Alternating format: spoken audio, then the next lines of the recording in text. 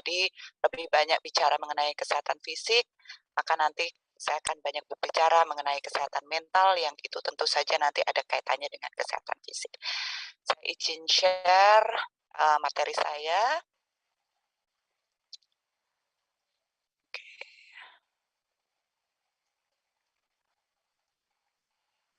Ya, semoga sudah bisa terlihat.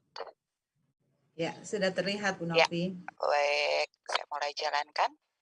Ya, jadi ini nanti saya akan mengemukakan sebuah strategi terobosan yang sudah dilakukan oleh guru-guru di komunitas Gerakan Sekolah Menyenangkan, dan ini sudah dilakukan sebetulnya sebelum pandemi.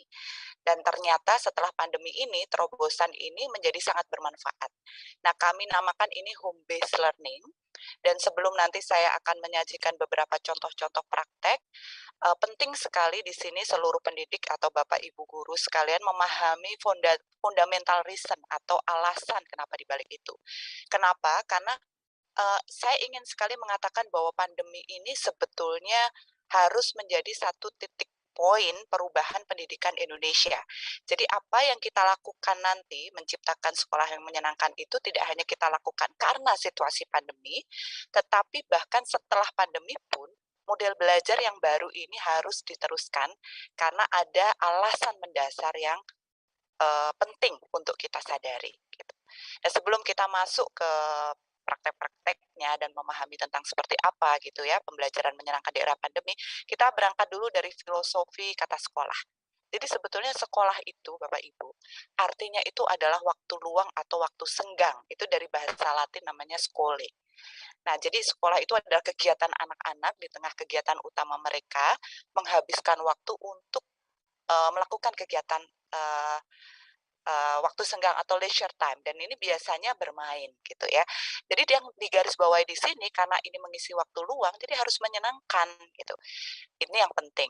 Nah, pertanyaannya, bagaimana kehidupan belajar anak-anak sekarang sebelum pandemi pun ya. Jadi kami pernah melakukan riset mengenai kehidupan sekolah anak-anak sebelum pandemi. Sebetulnya anak-anak itu somehow sudah merasa bosan, sudah merasa tertekan karena tugas dan tes yang banyak, kemudian juga banyak kasus-kasus bolos, kemudian juga sering dihukum gitu ya, dan sebagainya. Bahkan di tahun 2019 kami pernah mengadakan riset terhadap anak SMA, dan ini adalah hasilnya. Jadi sebelah kiri itu ketika kita menanyakan ke anak-anak SMA waktu itu, apa yang kamu pikirkan ketika mendengar kata sekolah? Nah, hampir jawaban yang ada di situ tidak ada kata positif kecuali dua hal kalau nggak salah. Satu teman, yang satunya lagi jam istirahat. Yang lainnya semuanya negatif, monoton, terpaksa, malas, ulangan terus, sekolahku seperti penjara, dan sebagainya.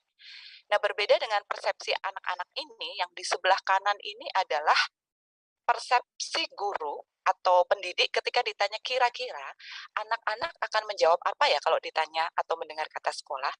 Nah, guru-guru ini menyangka anak-anak akan menjawab merupakan syarat bekerja, itu merupakan pendidikan formal, sosialisasi ya terhadap teman, ketemu mendapatkan ilmu 14%, malasnya hanya 5%. Nah, perbedaan persepsi ini sebetulnya jarang sekali kita angkat bahwa ternyata anak-anak sebelum pandemi pun sudah merasa kebosanan itu.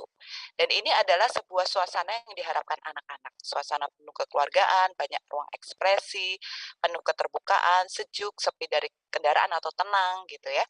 Ini yang sebelah kanan adalah guru yang diharapkan. Kreatif, mendengarkan, ramah, tidak berjarak, terbuka, wawasannya luas, dan up to date. Jadi up to date ini juga sudah diidentifikasi oleh anak-anak sebagai salah satu kompetensi guru yang diharapkan. Tidak hanya guru SMA. Saya kira data ini tidak hanya menggambarkan anak-anak SMA, karena waktu saya disertasi tahun 2014-2015, data ini pun sama muncul di anak-anak SD. Nah, kemudian ketika kita tanya, kira-kira kamu pengen curhat ke siapa sih kalau ada masalah? Nah, ini kasusnya anak SMA kalau ini ya, 100% teman. Karena nanti akan saya tunjukkan juga hasil riset kepada anak SD SMP agak berbeda, karena kalau ada SD itu masih banyak butuh 80% ke orang tua, dan anak SMP juga masih butuh sekitar 60% ke orang tua. Jadi keluarga merupakan salah satu hal yang penting sekali bagi anak SD SMP. SMA juga ranking keduanya tetap orang tua. Nah, kemudian ketika saya nanya, menurut Bapak Ibu kasus apa saja yang muncul di sekolah gitu ya, 61% sebetulnya adalah, problem demotivasi. Jadi mereka tidak punya motivasi belajar. 24%-nya siswa tidak disiplin, dan itu sekarang tambah muncul juga secara online ketika PJJ, dari 32 siswa mungkin hanya hadir 11 siswa, 10 siswa bahkan mungkin hanya 3 atau 2 gitu. Kesehatan mental itu juga menjadi salah satu problem, 15%. Stres, depresi, bosan, dan Bapak Ibu, bahkan saya sekarang sering mendapat klien anak-anak remaja, yang mereka berpikir untuk bunuh diri sampai seperti itu karena mereka tidak tahu harapan mereka apa ya. Apalagi ditambah situasi pandemi seperti ini, WHO memang juga memprediksi bahwa pandemi berikutnya sebetulnya adalah pandemi kesehatan mental ya. Tidak hanya dialami oleh anak-anak tetapi juga dialami oleh dewasa. Tapi anak-anak dan remaja ini sayangnya kadang-kala tidak menunjukkan tanda-tanda, dan orang dewasa di sekitarnya juga tidak menyadari itu. Itu ya.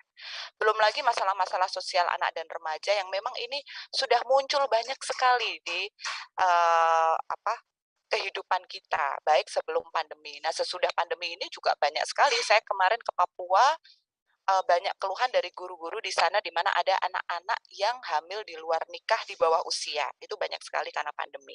Ya, karena tidak terkontrol ya bagaimana kehidupan kesehatan mental di masa pandemi ini.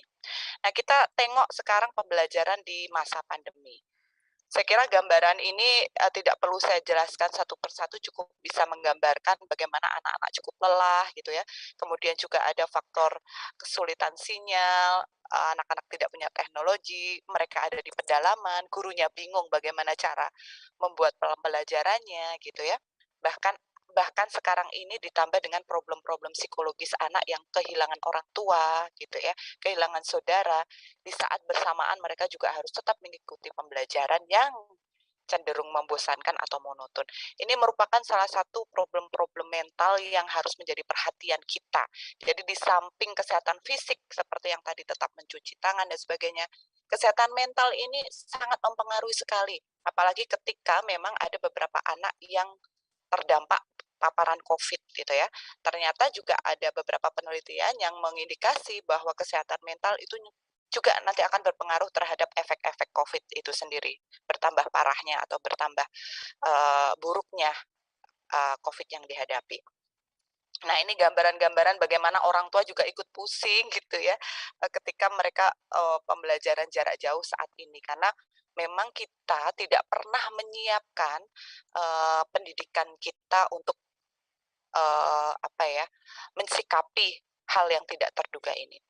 Ini adalah beberapa berita, saya kira sebagian kecil yang bisa terekspos oleh media, tentang siswa depresi, tentang bagaimana ini memicu learning loss gitu. Tetapi banyak hal sebetulnya, gunung es, persoalan-persoalan gunung es yang mungkin belum terangkat oleh media, terkait dengan pembelajaran jarak jauh ini. Nah, ini adalah hasil riset kita di Gerakan Sekolah Menyenangkan mengenai pembelajaran jarak jauh waktu itu pada saat 1 tahun.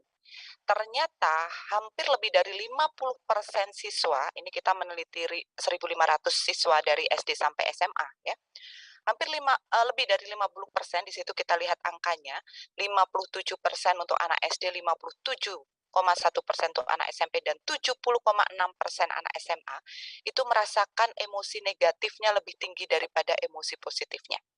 Dan bahkan Bapak Ibu lihat di situ, semakin tinggi level studinya, semakin tinggi gap antara level emosi positif dan emosi negatif yang dirasakan. Macam-macam emosi negatif yang dirasakan siswa, Bapak Ibu bisa lihat di sebelah kanan. Ada bosan, sedih, kurang memahami materi, kesulitan belajar, kurang semangat. Jadi meskipun materinya nanti banyak diberikan, tugas-tugas diberikan, kalau anak-anak ini berada pada state psychology yang di sebelah kanan, saya tidak yakin materi-materi itu nanti akan bisa tersampaikan dengan sangat baik gitu ya. Sehingga memang learning loss ini tidak hanya pada tidak tercapainya pengetahuan anak-anak, tetapi juga tidak tercapainya kondisi-kondisi psikologis dan tumbuh kembang anak secara optimal. Saya kira itu. Nah, ini juga ketika kita tanya kepada anak-anak apa yang dialami yang tidak disukai selama PJJ, yang tidak disukai adalah bagaimana mereka kesulitan belajar karena mereka tidak biasa belajar secara mandiri. Di samping alasan keduanya klise, infrastruktur ya, jaringan, dan sebagainya. Tetapi kita perhatikan untuk anak SD, ada yang menarik di situ, di ranking kedua yang membuat dia tidak menyukai PJJ adalah ketika dia tidak bisa bertemu teman-temannya. Tadi sepertinya Dek Nadia sudah bisa menggambarkan itu ya. Nadine, maaf. Dek Nadine tadi sudah bisa menggambarkan itu bahwa dia sedih karena dia nggak bisa ketemu dengan teman-temannya dan nggak bisa bermain angklung gitu. Nah, ini tadi yang saya kemukakan, ketika anak-anak ini mengalami masalah gitu ya, mereka mengemukakan pada siapa? Untuk anak SD, SMP itu biasanya mereka mengemukakan pada keluarga dan orang lain baru ranking kedua. Tapi pada anak SMA mereka ternyata mengemukakan ke orang lain dahulu daripada ke keluarganya. Nah, ini nanti sangat penting sekali bagaimana kita mengelola pembelajaran yang sesuai dengan kebutuhan anak-anak gitu ya. Nah, ini juga keterampilan apa yang ingin saya pelajari selama PJJ. Kalau anak SD menyatakan bahwa dia pengen keterampilan hidup, ada 34, sekian persen gitu ya. Yang lainnya ada yang nggak bisa mengidentifikasi, nggak ada. Kemudian ranking ketiganya dia pengen karakter ya. Ini sudah codingnya sudah kita kumpulkan, tetapi mungkin open codingnya yang karakter misalnya menghormati gitu, berkomunikasi itu muncul. Untuk SMP sama. Nah, untuk SMA ini yang sebetulnya agak menyedihkan karena anak SMA juga justru saya nggak ngerti kenapa ini kita harus probing lagi ya. Kenapa mereka sebagian besar justru mengatakan nggak ada yang ingin dipelajari selama PJJ gitu.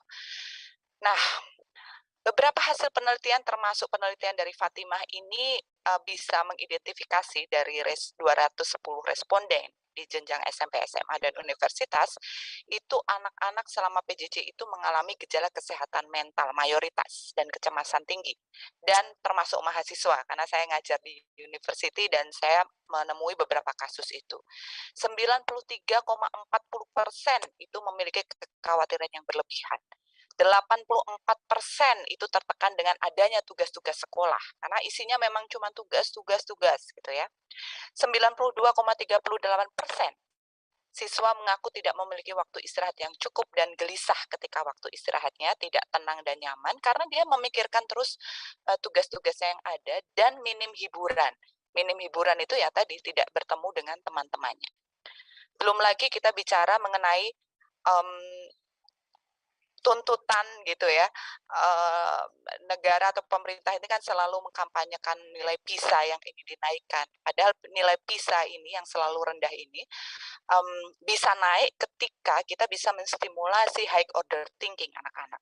Nah, Bapak Ibu bisa bayangkan bagaimana kita bisa menstimulasi high order thinking anak-anak ketika situasi kejiwaan anak-anak dalam posisi seperti yang tadi kita gambarkan. Pertanyaannya adalah kenapa sih bisa terjadi demikian gitu ya. Karena menurut kita di Gerakan Sekolah Menyenangkan, jadi kita sebetulnya sudah mempromosikan ini sejak tahun 2016. Pendidikan kita itu sudah tidak relevan lagi dengan kebutuhan masa depan dan kebutuhan anak-anak kita. Sebelum pandemi ya. Sebetulnya yang menyebabkan anak-anak learning loss dalam era pandemi itu bukan pandeminya, tetapi sistem kita yang belum siap, belum menyiapkan mereka untuk siap menghadapi perubahan seperti ini. Pandemi ini memunculkan kelemahan-kelemahan yang selama ini terjadi. Contoh ya ini yang paling simpel. Seperti yang tadi diajarkan oleh kedua narasumber mengenai bagaimana hidup sehat kepada anak-anak gitu ya. Seharusnya menurut saya ya, kebiasaan mencuci tangan, hidup sehat, makan sayuran itu sudah menjadi salah satu habit bahkan sebelum pandemi muncul. Pertanyaannya kenapa ini belum menjadi habit sebelum pandemi muncul? Karena pendidikan kita tidak melatihkan itu. Jadi kita tidak menyiapkan itu. Nah, kita lihat seperti apa sih faktor eksternal gitu ya yang menyebabkan kita itu harus berubah. Bahkan sebetulnya tanpa pandemi pun kita harus berubah. Yang pertama jelas teknologi. Teknologi yang sekarang ini dikuasai oleh artificial intelligence, big data, gitu, jelas-jelas berdampak pada semua sektor, baik sektor ekonomi, sektor kesehatan, sektor pendidikan itu sendiri.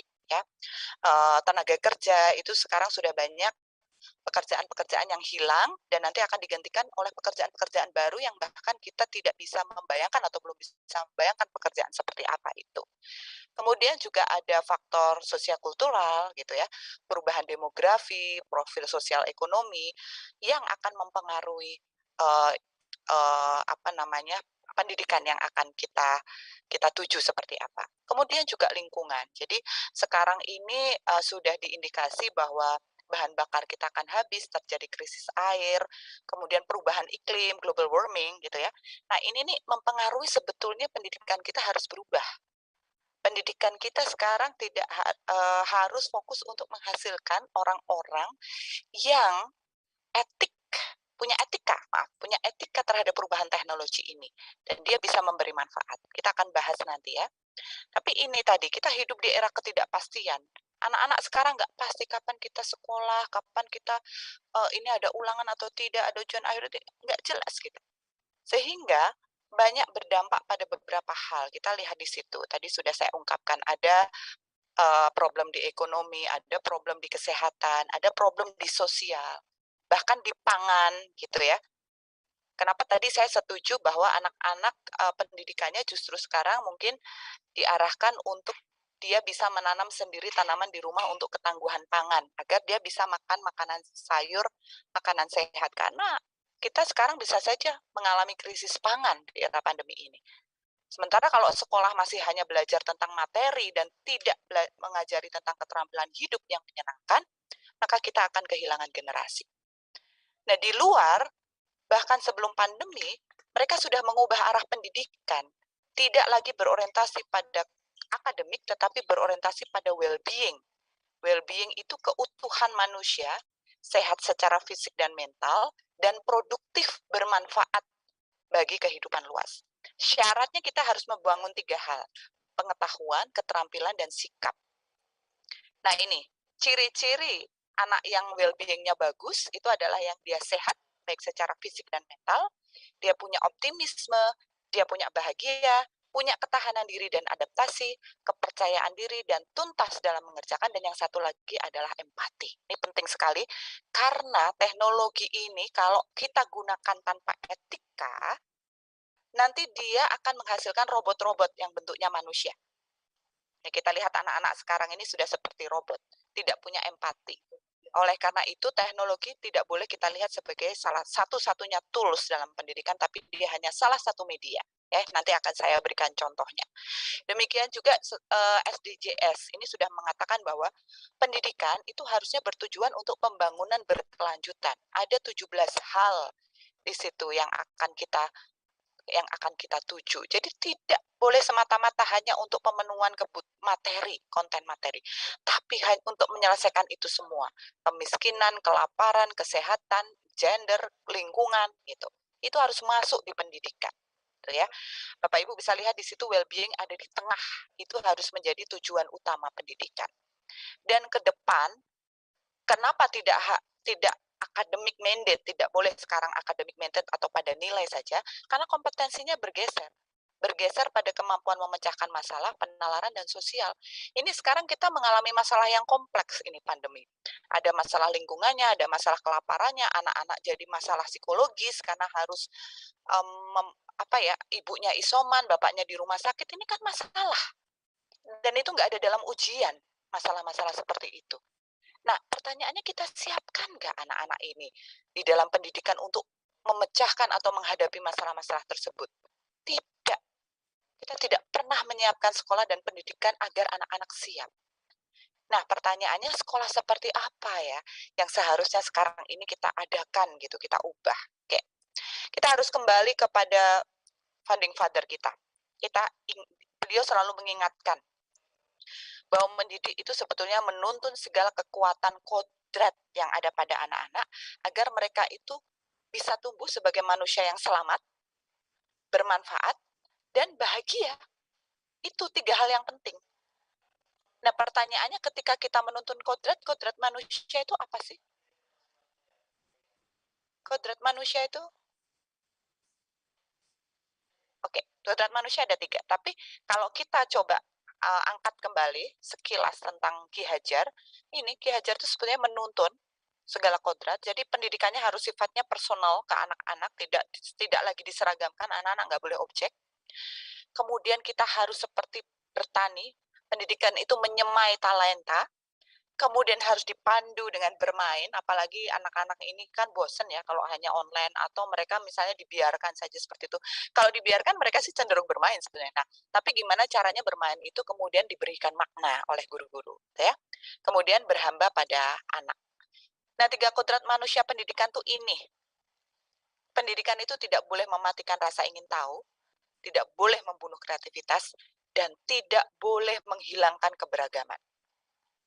Pertanyaannya adalah, ketika kita di dalam pembelajaran jarak jauh hanya mengisi materi melalui online atau hanya memberikan tugas, kira-kira menumbuhkan rasa ingin tahu nggak? Kira-kira dia menumbuhkan kreativitas nggak? Atau jawaban ketika kita memberikan tugas, jawabannya harus sama. Kira-kira kita menghargai keberagaman nggak? Ini refleksi pertanyaan ini harus ada di kita. Ketika pendidikan atau sekolah itu tidak mewadahi 3 kodrat ini, maka jangan harap anak-anak akan punya antusiasme belajar. Tidak akan mungkin, sudah saya jamin itu. Oleh karena itu, kita harus punya pemikiran baru, bahwa pendidikan itu sekarang sudah tidak bisa dibatasi oleh 4 tembok. Kemudian anak-anak duduk mendengarkan guru mengerjakan tugas, nggak bisa seperti itu. Sangat tidak menyenangkan dan tidak menyehatkan secara fisik dan jiwa. Anak-anak cuma duduk, itu aja udah nggak sehat zaman dulu.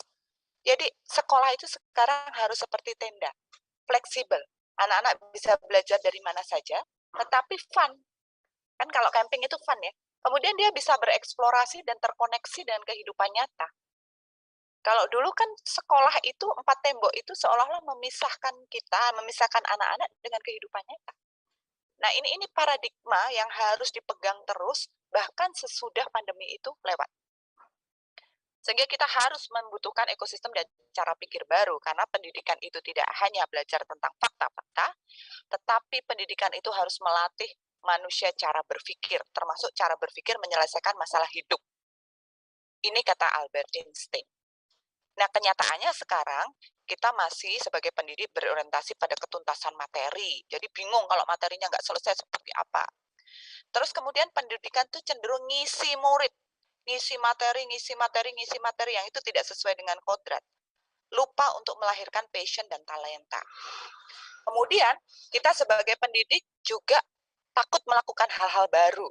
Jadi walaupun sekarang itu pemerintah sudah merdeka belajar, tetapi cara pikir kita sebagai pendidik itu sudah terkungkung bertahun-tahun karena birokrasi, administrasi, pola-pola lama. Nah, ini yang harus kita bongkar. Dan bisa jadi, betul. Nah, ini disebabkan oleh sistem yang selama ini memang mengkungkung. Jadi mereka hanya meminta atau menuntut guru menyelesaikan tugas-tugas administrasi dan sebagainya, sehingga guru-guru ini merasa sistem itu membelenggu mereka. Nah, ini juga secara birokrasi, secara sistem harus dibongkar ini. Terus ada berani hal terobosan baru yang menyebabkan guru-guru di daerah manapun berani untuk melakukan inovasi-inovasi. Ya. Kemudian pendidik-pendidik ini juga bisa saja takut berubah karena limitnya atau kurangnya keterampilan-keterampilan baru, dan mereka berada di zona nyaman. Nah, kemudian kita akan membahas nih gimana ya caranya untuk menumbuhkan motivasi belajar, rasa ingin tahu, dan kreativitas gitu. Nah, ini kita akan lihat secara psikologis dulu ya, karena agar Bapak Ibu nanti memahami gitu gimana cara menumbuhkan dengan cara sederhana. Nah, kalau di dalam psikologi, hal yang paling utama untuk menumbuhkan motivasi adalah ketika kita bisa menumbuhkan atau menghadirkan dopamin atau hormon kebahagiaan di dalam diri manusia. Ketika ada hormon kebahagiaan, maka motivasi akan muncul, kemudian dia akan mendorong aksi-aksi.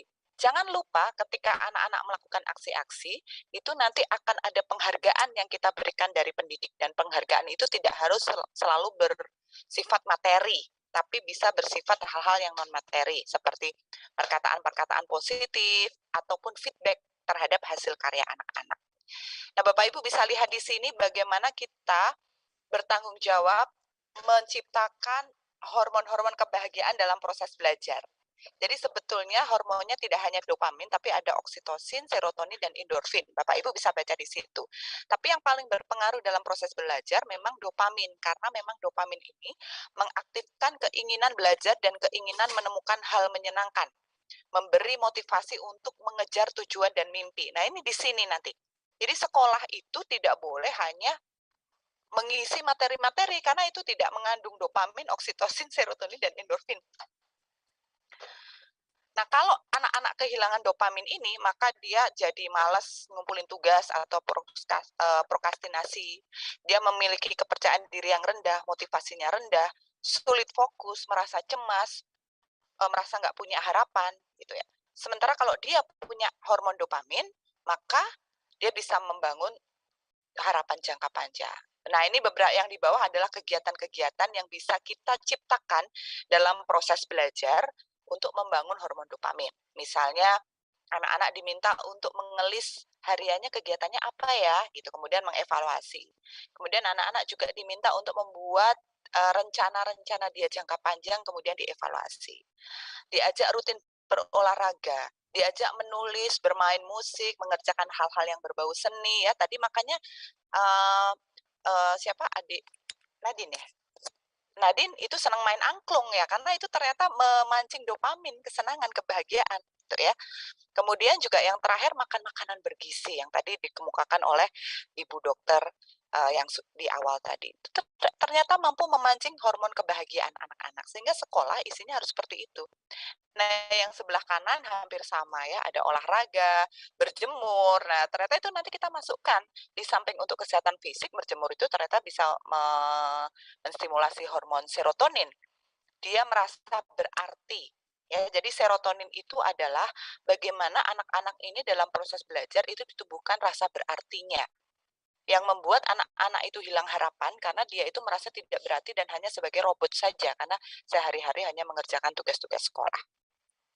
Nah, ini sekilas mungkin kalau kita bicara tentang kesenangan, kebahagiaan, dan high order thinking, penalaran, maka kita bicara tentang menstimulasi otak manusia, otak yang hanya dimiliki manusia, itu yang namanya neokortek yang ada di atas itu.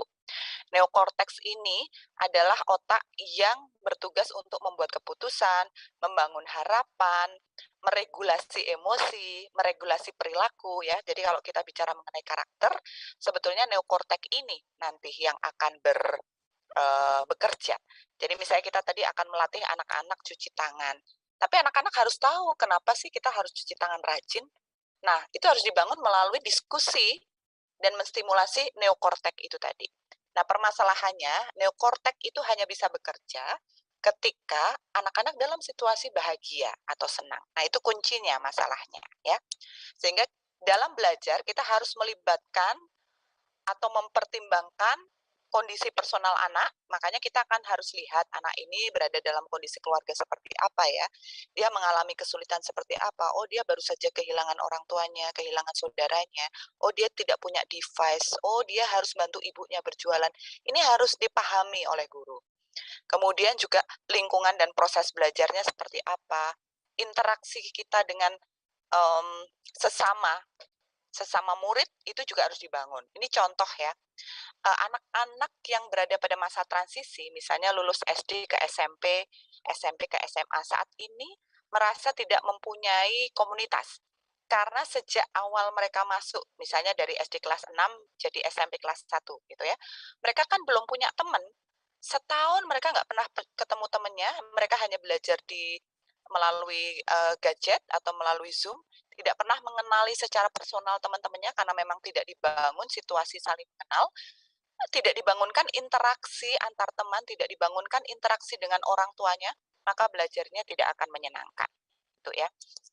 Nah, itulah makanya kenapa kalau di gerakan sekolah menyenangkan, pandemi ini harus menjadi titik balik kita untuk bergeser haluan dari feodalisme ke kemerdekaan bersikap dan berinovasi. Kita harus berani dari mulai birokrasinya sampai ke guru-gurunya, karena guru-guru ini nanti tidak akan tegak berdiri melakukan inovasi kalau kebijakan dan birokrasinya juga tidak mampu melakukan terobosan ya.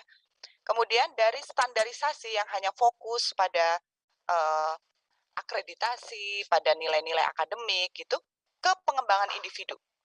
Dari pencapaian konten kurikulum ke penalaran dan kesadaran diri.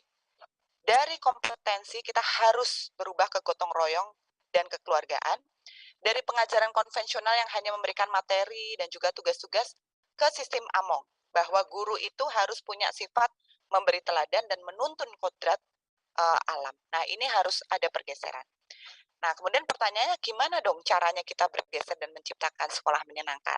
Nah, kita punya 4 strategi. Strategi pertama adalah perubahan di kepemimpinan dan pengelolaan sekolah. Ya, nanti akan ada contoh-contohnya. Kemudian strategi yang kedua adalah pembelajarannya bertujuan untuk membangun penalaran dan kesadaran diri. Jadi tidak untuk mencapai materi. Kemudian yang ketiga, dalam belajar kita juga harus mempertimbangkan lingkungan dan keterhubungan sosial, baik nanti secara online maupun offline. Kemudian yang keempat, harus dibangun pengembangan praktek bersama.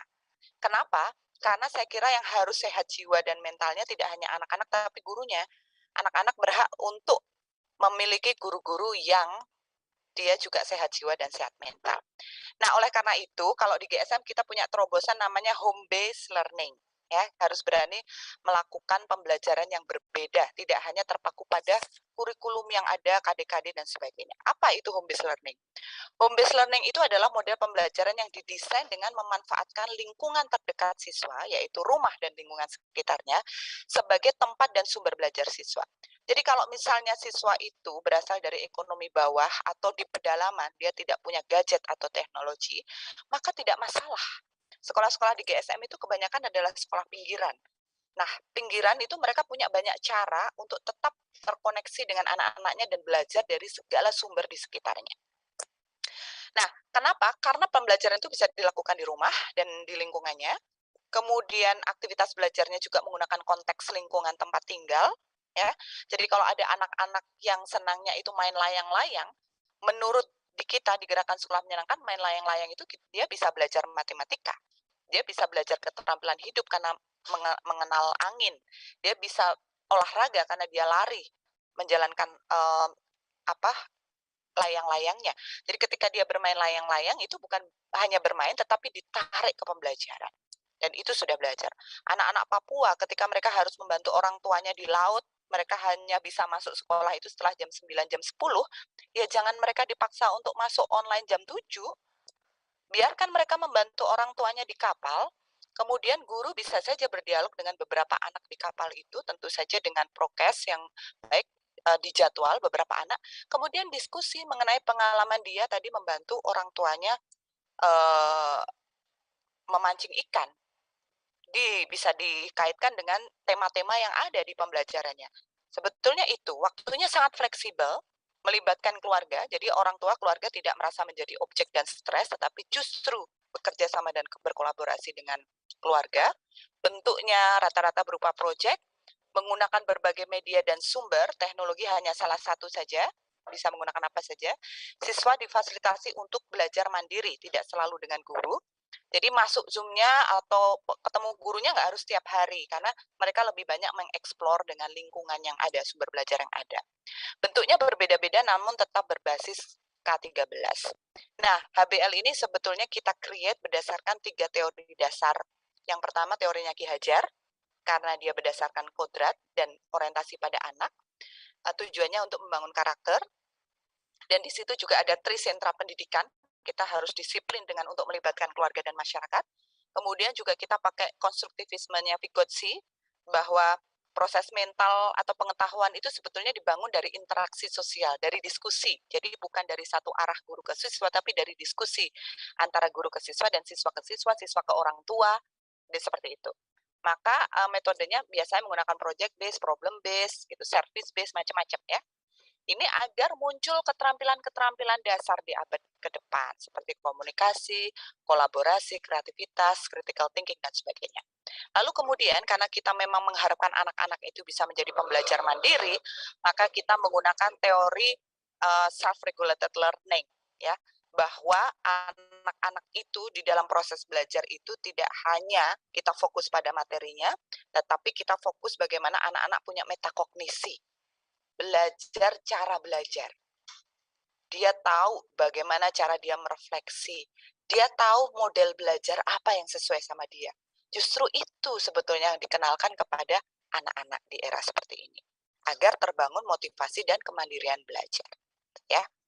Nah, kalau nanti akan tercipta ciri-ciri sekolah menyenangkan. Nah, kalau dari siswa, ini kita pakai GSM semua ya, agar Bapak Ibu guru mudah untuk mengingat. Jadi kalau siswa itu cirinya kalau sudah menyenangkan itu dia gembira, ya. Kemudian dia ketagihan belajar. Belajar itu bukan harus dipaksa-paksa gitu ya, harus didorong, tapi dia sendiri yang minta, dan itu sudah banyak terjadi di sekolah-sekolah GSM. Kemudian dia juga betah di belajar. S-nya senang menolong dan berempati ya, karena di era di mana teknologi itu menjadi panglima, teknologi itu bisa menguasai kehidupan anak-anak. Kalau kita tidak melatih anak-anak punya kemampuan merefleksi dan kesadaran diri dan juga berempati, maka nanti robot kecil yang bernama teknologi ini nanti bisa mengontrol kehidupan mereka. Nah, kemudian M-nya adalah mandiri dan adaptif. Nah, kemudian guru-gurunya seperti apa? Guru-guru di sekolah menyenangkan itu, dia dasarnya sebetulnya adalah cinta kasih. Welas asih itu adalah modal utama sebagai guru sebetulnya. Kemudian S-nya senantiasa memberikan teladan, M-nya mampu merefleksi dan merevisi pengajarannya. Otomatis ketika guru-guru itu mampu merefleksi dan merevisi pengajarannya, maka dia akan terus belajar. Gitu ya. Apalagi tadi ada strategi yang keempat, bagaimana mereka terus harus bertukar praktek atau membentuk komunitas. Nah, ini kan sebagai salah satu upaya dia untuk terus merefleksi dan merevisi pengajarannya. Nah, sekarang kita ke kepala sekolah. Kepala sekolah seperti apa nih yang sebetulnya harus kita beri ruang banyak gitu ya. Ini gerak cepat dalam inovasi. Jadi mungkin ini di pemerintah pusat atau pemerintah daerah harus memberi ruang pada kepala sekolah yang berani melakukan inovasi yang tidak biasa. Ya, misalnya dia memberi ruang pada guru-gurunya untuk oke, sekarang tidak usah terlalu kaku terhadap kurikulum. Lakukan apa-apa aja yang ada di sekitarnya gitu. Nah, ini pemerintah daerah sebenarnya harus mensupport, mengkomunikasikan ke pengawasnya gitu ya, agar ini harus fleksibel. Ini era fleksibel, era ketidakpastian kok. Yang penting ruh atau tujuannya itu jelas. Tujuannya untuk membangun kontrak.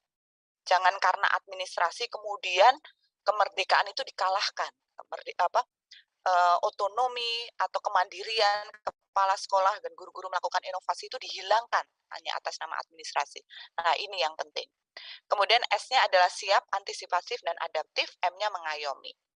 Nah, ini kalau Bapak Ibu ingin melihat contoh-contoh praktek baiknya, tetapi nanti akan saya sajikan setelah ini di slide selanjutnya. Tapi ini adalah media sosial yang Bapak Ibu bisa lihat ya. Ketika Bapak Ibu ingin tahu tentang gerakan sekolah menyenangkan, ada IG-nya, ada YouTube-nya, dan juga ada Facebook-nya. Nah, kebetulan ada juga video namanya HBL ya, video HBL yang kemarin sudah dipakai oleh Didasmen juga, yang itu menggambarkan bagaimana proses pembelajaran home based learning yang ada di SMA. Sebentar saya stop screen dulu, kemudian saya sajikan contoh-contoh praktek yang ada. Ya.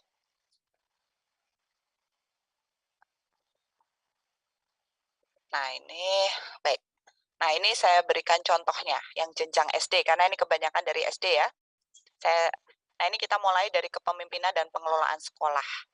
Nah, biasanya di sekolah-sekolah itu sekolah mengundang guru-guru, orang tua, mohon maaf ya, mengundang orang tua itu ketika mereka hanya membutuhkan biaya untuk pengembangan kegiatan. Gitu. Nah, kalau di gerakan sekolah menyenangkan agar orang tua itu engage, maka orang tua jangan pernah dilibatkan hanya untuk karena kepentingan biaya, tetapi mereka dilibatkan dalam proses-proses pembelajaran sebisa mereka. Ini salah satu contoh, namanya orang tua mengajar programnya, dan ini bisa dilakukan secara offline dan online. Ya. Orang tua mengajar ini adalah mengundang orang tua, baik secara individu maupun kolaborasi, jadi bisa saja lebih dari satu orang tua bareng-bareng gitu ya, ngasih materi kepada anak-anak, tidak harus tentang pelajaran, tetapi tentang keterampilan hidup. Contoh misalnya ini, ibu yang ini memberikan keterampilan bagaimana membuat tas yang ramah lingkungan.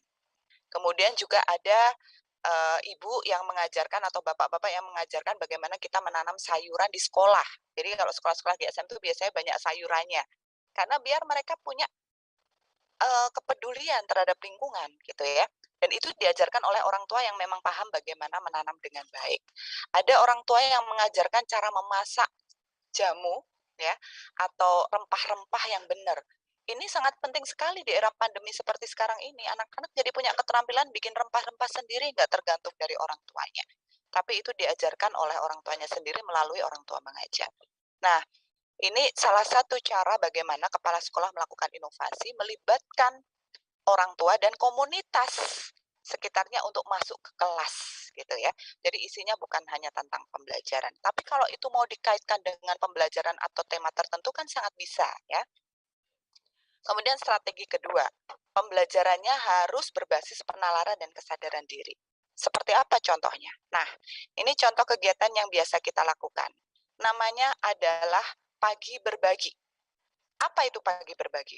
Setiap pagi, setiap anak diberi kesempatan untuk membagikan cerita atau apa yang ingin dibagikan tentang hal positif ke teman-temannya. Apa manfaatnya? Selain menumbuhkan hormon kebahagiaan, anak-anak ini sedang berlatih kompetensi abad 21 tentang komunikasi. Anak-anak ini juga sedang berlatih menumbuhkan rasa empati. Dan bagi anak-anak yang mendengar juga sedang melatih bagaimana cara mendengarkan dengan respect teman-temannya. Juga mereka bisa melatih bertanya dan menanyakan, menjawab pertanyaan dan menanyakan. Kalau offline kita bisa lakukan secara terbatas gitu ya, kita ketemu misalnya beberapa anak, kemudian kita nanya pagi ini gimana kondisimu. Kalau online kita bisa lakukan secara online Zoom. Jadi kalau masuk online, masuk Zoom, jangan tiba-tiba ya anak-anak hari ini kita akan belajar ini, buka pelajarannya begitu. Tapi pagi berbagi dulu, karena biar kita tahu bagaimana kondisi anak-anak dan beri kesempatan mereka untuk sharing. Nah, ini bagaimana anak-anak kita libatkan dengan kegiatan-kegiatan olah rosok, refleksi. Mereka bisa menulis surat ke ayahnya, mereka bisa menulis surat ke ibunya, mereka bisa bertanya harapan ke ayahnya, ibunya. Di era pandemi seperti sekarang ini, ketika anak-anak tinggal dengan orang tuanya, maka salah satu tugas sekolah adalah mendekatkan mereka dengan keluarganya. Kalau hal-hal seperti ini belum kita ciptakan di rumah, maka orang tuanya membantu anak-anak belajar itu, orang tua kan sibuk ya, nggak ada engagement untuk itu. Tapi ketika mereka baca surat orang tuanya, surat dari anaknya gitu ya, ada model pembelajaran yang melibatkan orang tua, misalnya, coba anak-anak tanya orang tua apa harapan mereka terhadap kalian. Nah, itu tuh tugas yang bagi orang tua sangat membahagiakan dan bagi anak-anak juga bermanfaat. Nah, ini bagaimana cara anak-anak project base ya. Ini sebelum pandemi ya, makanya anak-anak nggak pakai masker dan sebagainya. Tapi ini sangat bisa dilakukan pada pedalaman atau pada sekolah-sekolah yang anak-anaknya tidak punya device dengan jumlah tertentu dan jaga jarak. Jadi guru bisa membuat jadwal atau tugas-tugasnya bisa kita buat drive-thru. Biasanya kalau di sekolah-sekolah pinggiran atau terpencil itu anak-anak itu sekolah di situ hanya sekolah di areanya, tinggal di area tempat tinggalnya. Sehingga kita sangat bisa mengawasi gitu ya, karena nggak harus ketemu tiap hari. Kemudian juga dengan protokol kesehatan yang baik, mereka bisa bertemu untuk melakukan beberapa tugas yang sifatnya harus relate dengan alam dan juga keluarga gitu ya.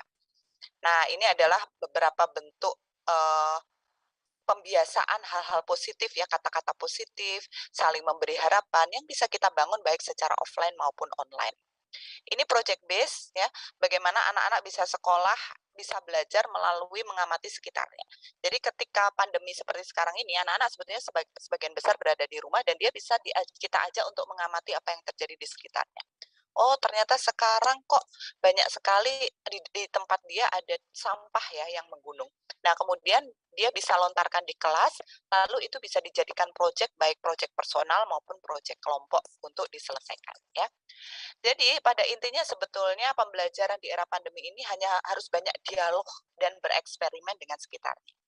Nah, ini adalah salah satu contoh di SD di Yogyakarta, di Sleman ya, di pedesaan, ketika mereka belajar wayang. Nah, ketika anak-anak ini mengajari gurunya ini proyeknya wayang itu tidak sekali jadi. Jadi dalam waktu 1 bulan, itu setiap pertemuan mereka mengupdate gitu ya. Hari ini kalian udah dapat bahannya belum? Dan bahan-bahan itu dicari bersama dengan orang tuanya. Hari ini kalian udah dapat ide bikinnya belum? Hari besok kalian udah dapat ide ceritanya belum gitu. Jadi panjang tuh proyeknya. Mungkin sekitar 2 atau 3 bulan. Nah, dan anak-anak bisa menggunakan bahan-bahan sekitarnya. Ini contoh yang sebelah kiri. Ini anak-anak pakai daun ketela di sekitarnya. Jadi tidak harus dengan bahan-bahan yang sulit. Oke, ini adalah contoh kebaikan ya. Ini jurnal harian agar terjadi hormon dopamin itu tadi.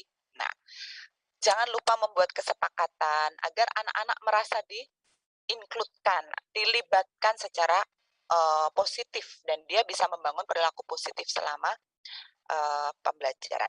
Nah, ini ketika mereka sebelum pandemi. Jadi sebelum pandemi itu sebenarnya kita sudah mengkampanyekan bahwa pembelajaran itu nggak boleh saklek kaku duduknya dari belakang ke depan. Dan sekarang setelah pandemi terjadi ya, anak-anak nggak bisa seperti itu. Nah, kalau online bagaimana? Online, sekarang ini kita minta anak-anak membuat lingkungan belajar yang menyenangkan di rumahnya. Jadi mereka bisa bersama dengan orang tua merapikan gitu ya, membuat suasana belajar itu senang, bersih dan sebagainya.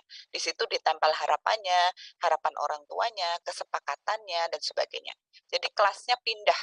Nah, ini kiri salah satu contoh bagaimana komen orang tua dan bapak ibunya senang banget gitu ya ketika anak-anak punya pojok baca dan sebagainya.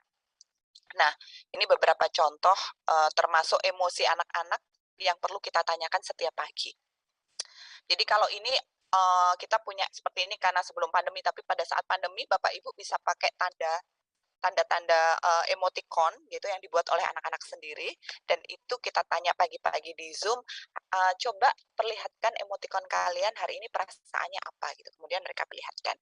Nah, ketika ada indikasi bahwa beberapa anak mengalami kesedihan dan sebagainya, maka kita bisa follow up itu. Itulah kenapa makanya penting sekali pendidikan itu atau sekolah itu memfasilitasi kesehatan mental.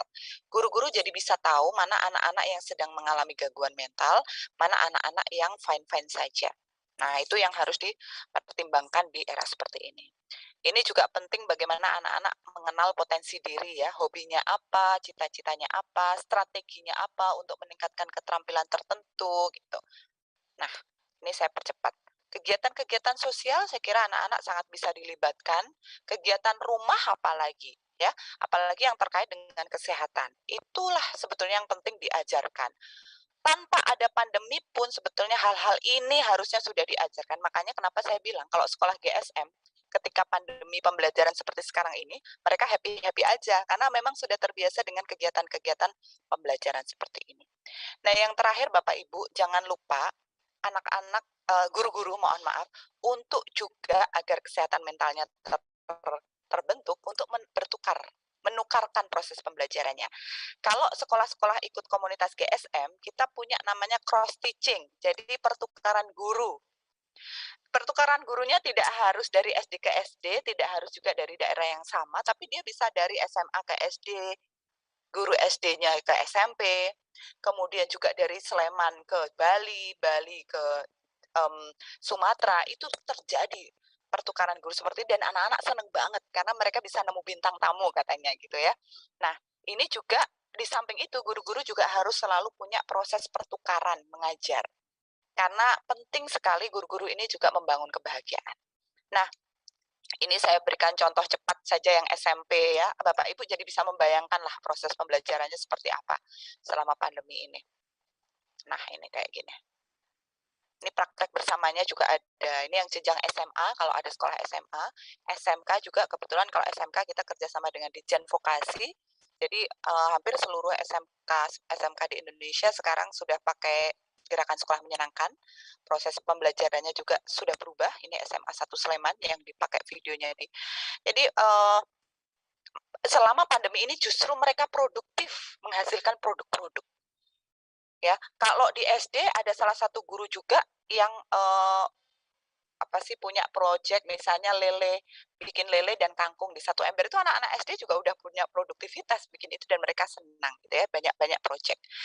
Nah ini pun kalau di sekolah-sekolah SMA SMP kalau di SD kan sudah ada tematik ya SMP SMA mereka proyeknya biar tidak terlalu banyak, karena kalau satu guru satu proyek kan susah.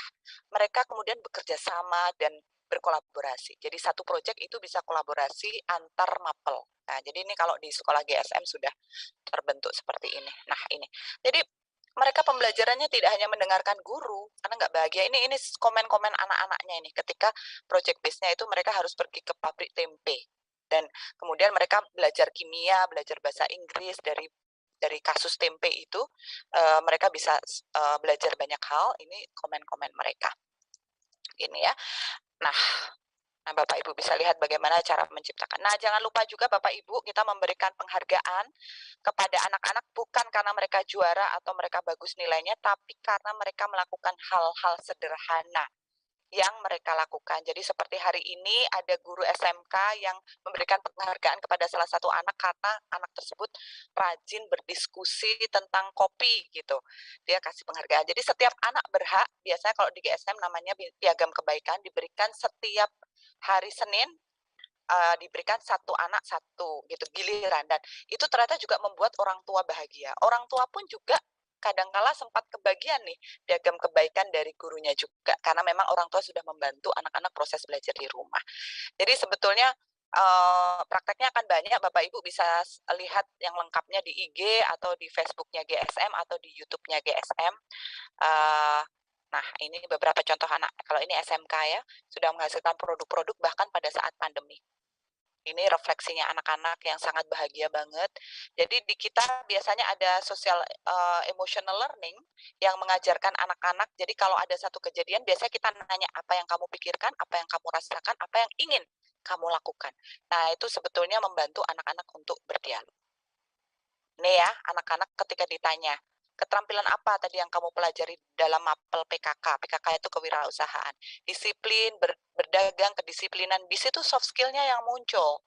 Ya, pengetahuan apa yang dipelajari? Pengetahuan kewirausahaan. Jadi guru-guru bisa assess melalui itu.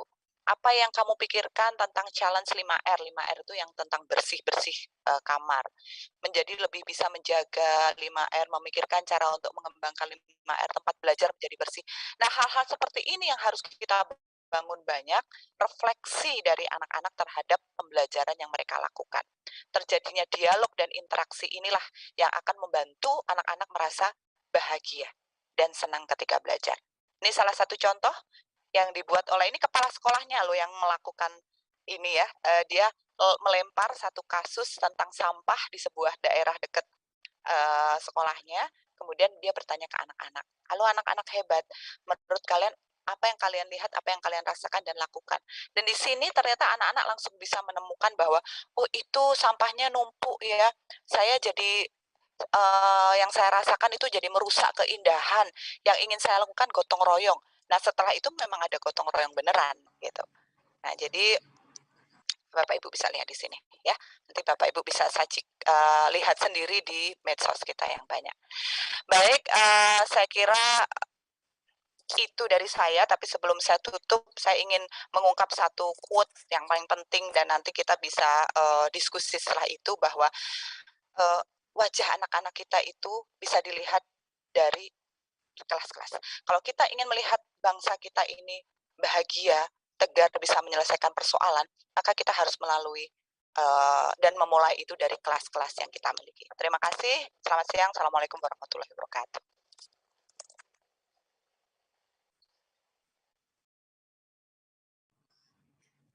Terima kasih Bu Novi.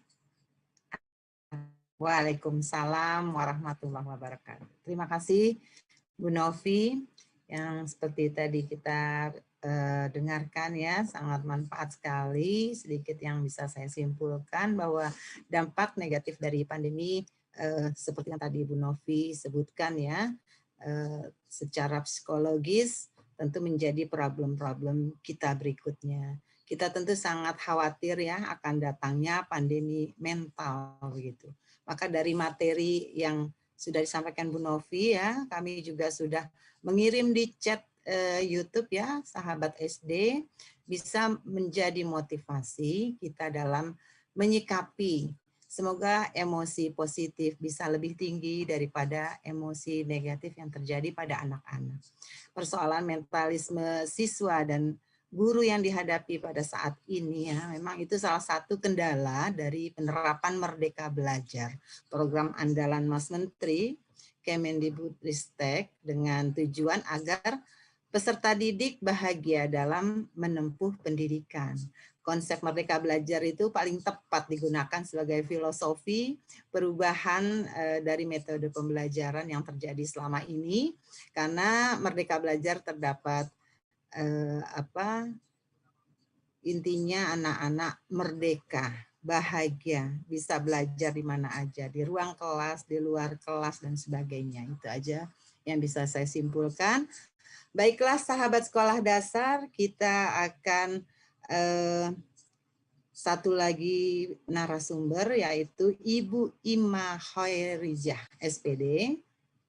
Beliau adalah guru UKS SD Negeri Cigugur, Tengah Cimahi, Provinsi Jawa Barat. Ibu Ima akan sharing session ya, praktek baik, belajar dari rumah, terkait penerapan PHBS dan protokol kesehatan selama di rumah. Apa kabar Ibu Ima? Siap Bu Mala, baik. Alhamdulillah dalam kondisi baik. Baru beres isoman dalam kondisi baik. Iya, silakan Bu Ima. Baik, terima kasih Ibu Mala. Selamat siang buat Bapak Ibu sahabat sekolah dasar yang mungkin dari tadi sudah menyimak materi dari beberapa narasumber yang memang materinya sangat luar biasa ya, Ibu, Bapak, sahabat sekolah dasar. Baik, perkenalkan saya Ibu Ima, saya dari SDN Cigugur Tengah, Kota Cimahi, Jawa Barat. Kali ini saya diberikan kesempatan untuk sedikit berbagi praktik baik apa yang sudah saya lakukan di sekolah.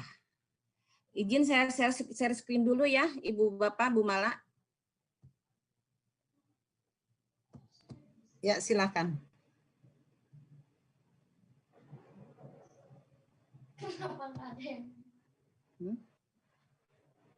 Belum Bu, belum ada.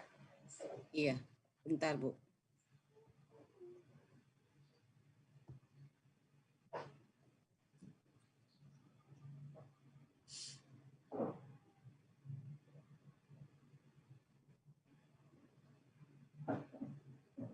Baik, maaf, mungkin butuh waktu. Mohon bersabar. Nah, baik, Ibu ya, dan sudah Bapak. Ada, Ibu. Oh iya, terima kasih Ibu Mala. Praktik baik yang akan saya berikan kali ini sesuai dengan kapasitas saya sebagai seorang guru. Jadi ketika yang saya laksanakan, ini yang akan saya bagikan kepada Bapak Ibu sahabat sekolah dasar. Mudah-mudahan ada manfaatnya meskipun cuma sedikit dan sangat-sangat sederhana. Seperti kita ketahui bersama bahwa sudah hampir 1,5 tahun ini dunia pendidikan kita itu berubahnya sangat gratis, sangat luar biasa gitu. Dan mau tidak mau, suka tidak suka, kita sebagai seorang guru berada dalam satu kondisi yang memang menuntut kita memang harus mau berubah, mau beradaptasi dengan kondisi yang terjadi saat ini. Mungkin itu yang terjadi, tapi meskipun berubah dalam hal apapun, tanggung jawab kita sebagai seorang guru memang masih sama atau mungkin malah lebih gitu ketika kita mengadakan kegiatan belajar mengajar di secara daring atau secara online. Biasanya kita melakukan tetap muka secara langsung, kita bisa berinteraksi langsung dengan anak, karena kondisi, karena keadaan, akhirnya kita harus beradaptasi dengan melakukan pembelajaran jarak jauh, belajar dari rumah, dan itu sama memiliki tanggung jawab yang tidak berbeda. Baik Ibu dan Bapak, kita lihat beberapa tanggung jawab guru di saat BDR. Selain memastikan kemampuan anak di akademiknya, guru juga memiliki tanggung jawab untuk memastikan anak merasa bahagia saat belajar dari rumah. Seperti yang tadi Ibu Novi bilang, anak-anak itu harus belajarnya sangat menyenangkan sesuai dengan karakteristik anak. Ketika anak merasa bahagia, imun anak akan terjaga. Dan bagaimana cara kita itu jangan lupa bahwa tidak hanya anak pada umumnya yang kita hadapi di sekolah atau di kelas kita kita juga jangan melupakan keberadaan anak-anak spesial kita, anak-anak berkebutuhan khusus yang memang mereka membutuhkan pengertian, pemahaman yang lebih dari kita, kesabarannya tingkat tinggi untuk menghadapi mereka.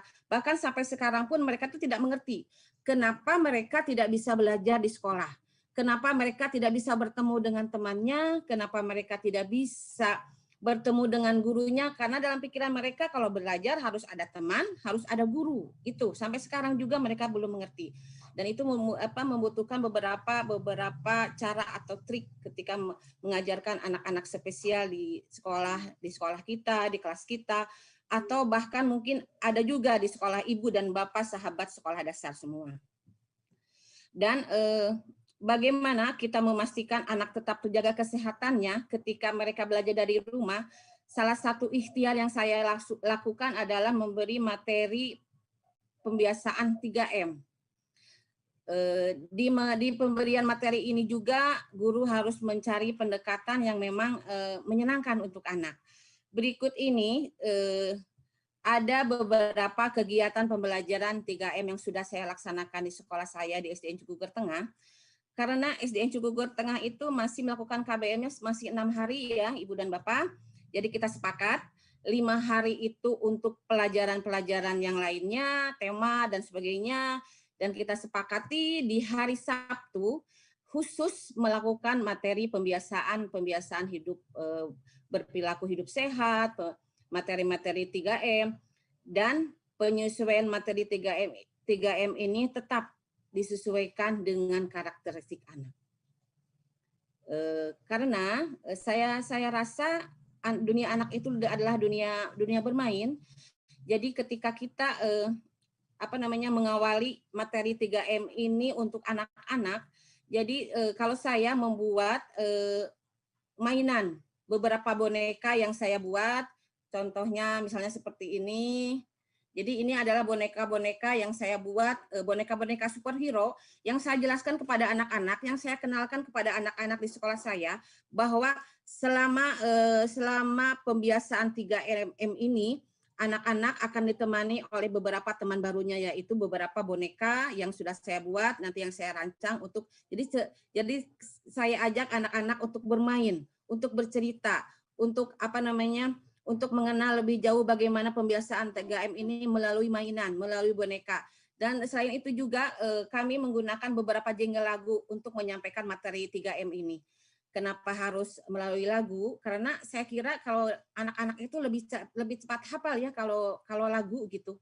Mereka kalau sudah hafal, insya Allah mereka bisa mengimplementasikannya dalam kehidupan sehari-hari. Kita berpikir positif aja.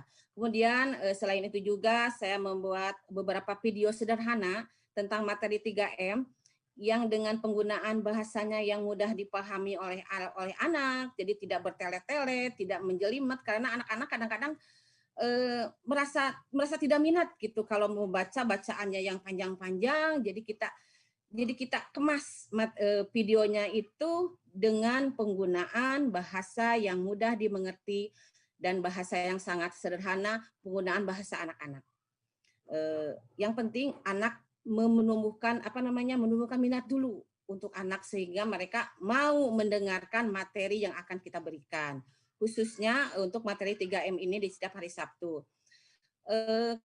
Kemudian ketika kita memberikan tugas juga, jangan lupa juga memperhatikan kemampuan dan kondisi anak. Jangan terlalu memaksakan sehingga anak-anak merasa tidak mampu untuk mengerjakan tugas yang kita berikan. Berikut ini adalah beberapa materi 3M yang memang sudah saya berikan kepada anak-anak, sama dengan materi-materi sebelumnya, sama dengan materi-materi memang yang sudah diberikan oleh para narasumber tadi, tapi mungkin yang saya berikan ini lebih sederhana, lebih kepada bahasa sederhana yang mudah dipahami oleh anak. Materi yang pertama ini adalah CTPS, cuci tangan pakai sabun. Jadi kita jelaskan kepada anak-anak bahwa CTPS itu adalah perilaku yang paling efektif yang bisa membunuh kuman dan menghancurkan virus yang ada di tangan mereka. CTPS ini adalah perilaku efektif yang paling mudah dilaksanakan, paling mudah digunakan oleh anak-anak, anak-anak bisa melakukannya. Itu yang paling esensial yang saya jelaskan ketika kita memberikan materi CTPS kepada anak-anak itu. Selain itu juga kita mengenalkan 6 waktu penting untuk cuci tangan. Materi ini diberikan supaya anak tahu bahwa ada beberapa waktu yang memang anak harus melakukan cuci tangan. Di antaranya yang ke-1 ketika setelah bersin dan batuk, kemudian sebelum menyentuh makanan, yang ketiganya setelah dari toilet, kemudian setelah mereka bermain kemudian setelah dari tempat ramai, dan setelah menyentuh binatang peliharaan. Waktu-waktu itu kita jelaskan kepada anak-anak bahwa memang mereka harus melakukan CTPS atau cuci tangan pakai sabun. Dan jangan lupa juga Ibu, Bapak, ada 6 langkah CTPS yang harus kita ajarkan kepada anak-anak. Saya yakin Ibu, Bapak, sahabat sekolah dasar sudah paham betul dengan 6 langkah CTPS. Kalau memang lupa, ayo kita praktekkan bersama-sama 6 langkah CPTS yang saya berikan kepada anak-anak. Mungkin langkah yang perlu kita pastikan juga bahwa ada air yang mengalir, ada sabun juga itu. Langkah yang pertama, gosok 2 telapak tangan, usap dan gosok punggung tangannya. Ini bergiliran ya Ibu dan Bapak, gosok sela-sela jari, kemudian katup dan gosok kedua telapak tangan, kemudian gosok ibu jari dengan cara memutar. Bergantian ya Ibu, kemudian letakkan ujung jari di telapak tangan, kemudian gosok secara perlahan. Bilas dengan air yang mengalir, keringkan dengan cara mengibas-ngibas, atau kalau mau dikeringkan dengan sapu tangan, boleh. Sapu tangan milik pribadi, semilik sendiri, tidak bergantian. Kemudian materi yang kami berikan juga yaitu memakai masker dengan benar, karena saya lihat masih banyak orang yang belum mengerti memakai masker dengan benar, masih banyak anak-anak yang memang belum mengerti memakai masker dengan benar. Selain itu juga saya jelaskan kepada anak-anak bagaimana cara mereka membuang limbah masker yang sudah mereka pakai, yaitu masker 1 kali pakai, bagaimana cara membuangnya.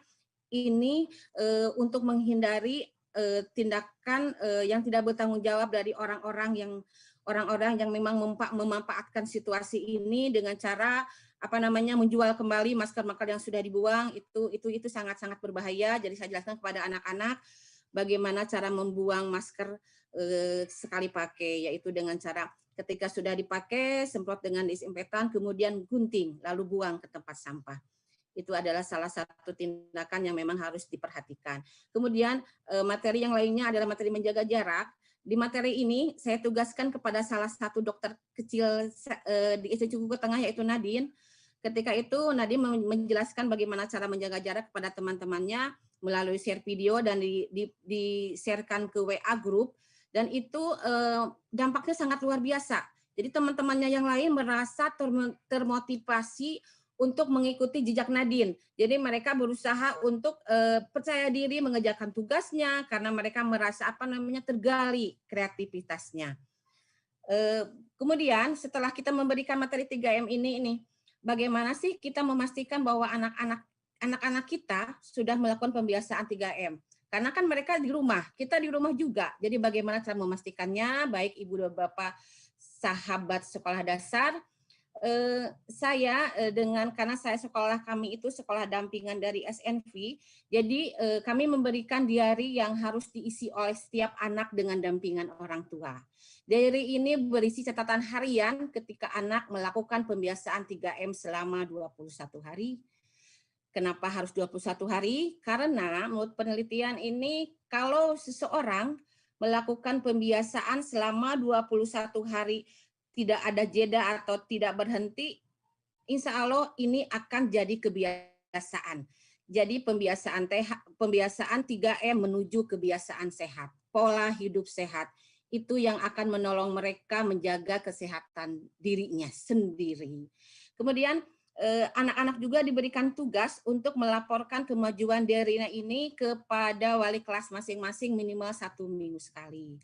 Kemudian kami juga memberikan tugas yang lebih menantang nih Ibu Bapak, yaitu saya beri tugas kepada anak-anak untuk berpartisipasi menyebarkan 3M kepada orang-orang terdekat, kepada keluarganya terlebih dahulu, kepada teman-temannya, kepada orang-orang di sekitarnya, dan mereka sangat-sangat antusias melakukannya, dan tetap saya selalu mengingatkan kepada mereka untuk tetap menjaga protokol kesehatan di saat mereka melakukan pembiasaan atau berbagi menjadi agen perubahan kepada orang-orang sekitar. Mudah-mudahan kalau anak-anak yang mengajak, orang-orang tua itu lebih merasa malu gitu. Jadi akhirnya malu, jadi mereka mau melakukan hal itu. Anak kecil saja sudah bisa, apalagi kita sebagai orang dewasa. Mungkin itu tujuannya. Kemudian seperti kita ketahui juga, Ibu dan Bapak, kalau anak-anak itu kan cenderung memiliki sifat pembosan ya, cepat bosan, cepat berkurang minatnya, kadang-kadang moodnya juga naik turun, motivasinya juga. Apalagi berkenaan dengan anak-anak berkebutuhan khusus itu, mereka cenderung moody. Jadi kadang-kadang antusias, kadang-kadang udah harus lebih bersifat situasional kalau kita menghadapi anak-anak berkebutuhan khusus. Jadi saya yakinkan kepada Ibu dan Bapak, ketika kita akan mempertahankan motivasi anak untuk tetap melakukan sesuatu, berikan apresiasi terhadap apapun tugas yang diberikan oleh kita, dan tugas yang diberikan oleh anak-anak kepada kita, berikan apresiasi. Baik itu berupa pujian ataupun berupa beberapa stiker kepada mereka. Kalau saya di SDN Cigugur Tengah itu membuat untuk untuk mempertahankan motivasi anak-anak, selain apresiasi, kami juga membuat beberapa lomba yang tentu saja disesuaikan dengan kemampuan anak. Anak itu beragam, jadi apa yang kita berikan juga harus beragam, tidak bisa seragam. Itu yang harus kita paham betul. Salah satunya adalah kenapa kita mengadakan lomba untuk menggali kreativitas anak, menggali potensi lain yang dimiliki anak, karena saya yakin semua anak itu memiliki potensi masing-masing. Semua anak pada akhirnya mereka akan hidup dengan potensi yang dimilikinya di masa depan. Itu yang harus kita yakini kepada anak-anak.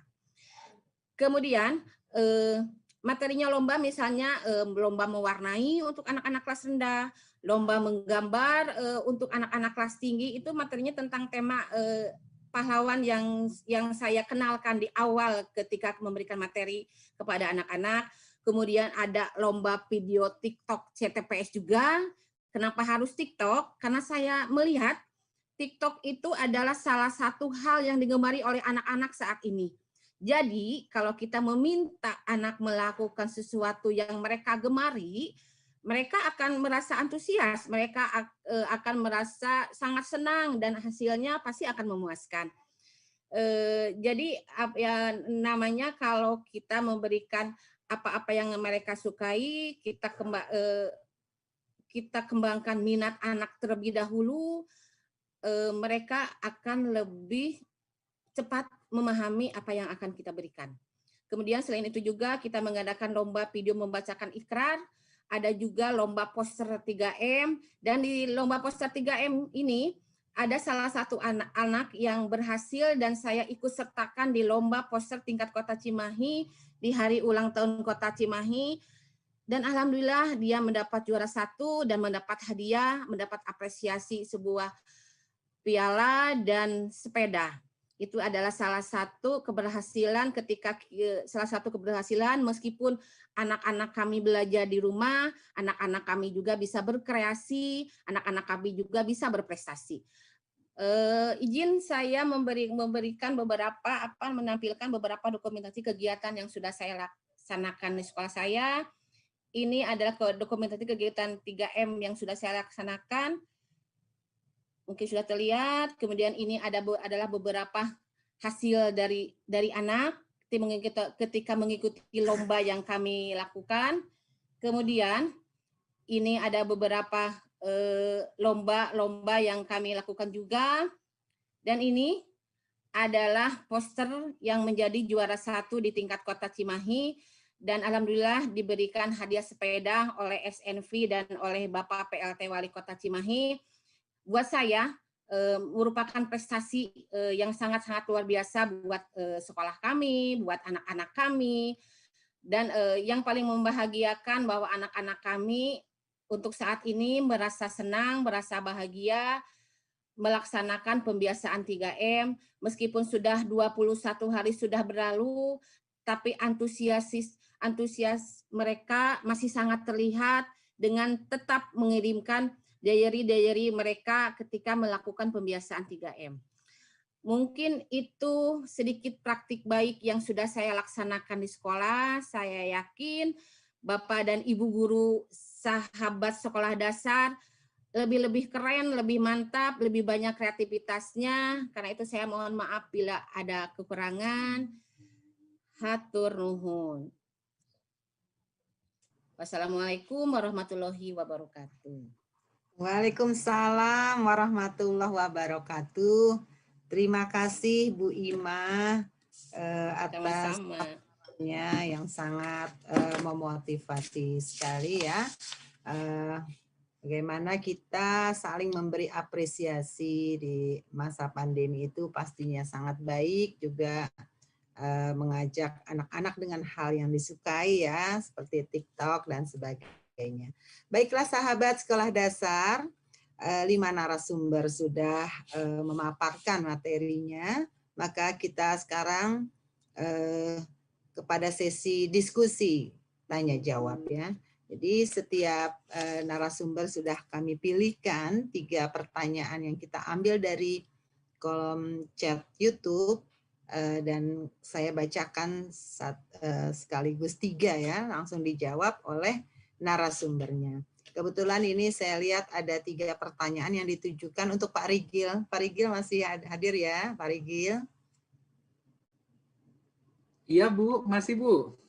Siap Bapak. Saya bacakan 3 pertanyaan yang ditujukan kepada Bapak. Yang pertama dari Septi. Septi dari SDN Gelangan 2 Magelang bertanya bagaimana cara mengatasi atau solusinya bagi anak dan keluarganya yang tidak bisa melaksanakan perilaku hidup bersih dan sehat. Pertanyaan yang kedua dari Nani Rosanti dari SD Negeri Cipelem 01. Izin bertanya Pak Rigil, bagaimana sih cara memberi pengertian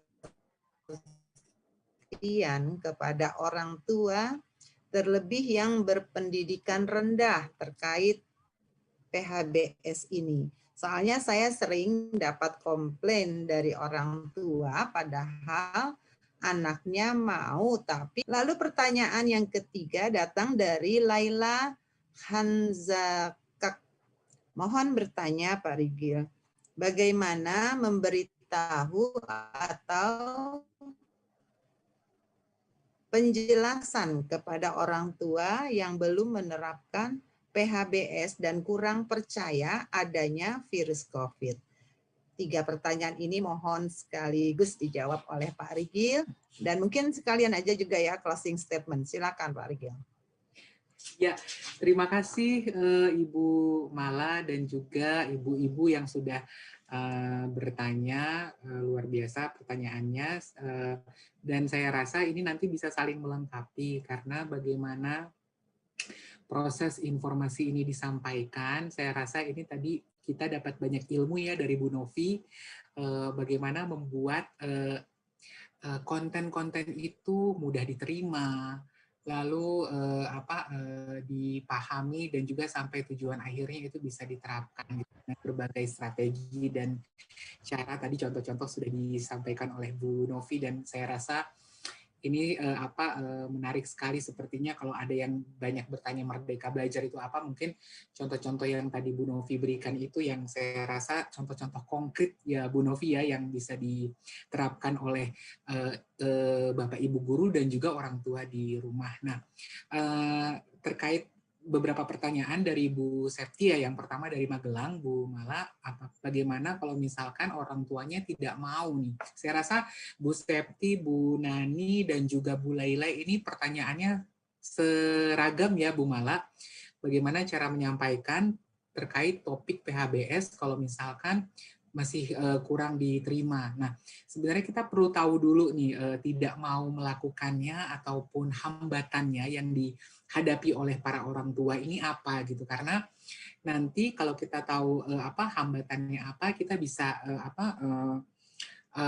mengatur kira-kira strateginya penyampaian ataupun pesan kunci apa yang sesuai untuk disampaikan kepada orang tua sekalian gitu. Jadi kalau saya boleh berbagi pengalaman, Bu Mala, waktu tadi kan Bu Novi sempat bilang nih, harusnya kebiasaan PHBS, praktek-praktek baik itu dari sebelum pandemi pun seharusnya sudah dilakukan. Sangat-sangat setuju ya Bu Novi. Jadi betul.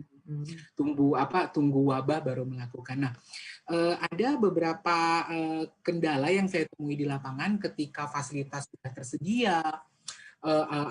Tadi kan satu paket ya, kata Bu Ima, kalau cuci tangan itu harus ada sabun dan air yang mengalir ya Bu Ima ya, untuk melakukan itu. Nah, ini tidak ada, tapi kenapa prakteknya tidak dilakukan? Jadi ternyata setelah dicoba digali lebih dalam observasi, banyak yang merasa cuci tangan ya pakai air saja gitu loh, tidak perlu pakai sabun. Apalagi kalau misalkan untuk sekolah-sekolah yang di Jawa Barat, kita punya kebiasaan kalau makan di saung gitu cuma pakai kobokan ya Bu Mala ya, cuci tangannya gitu di rumah makan Sunda gitu biasanya.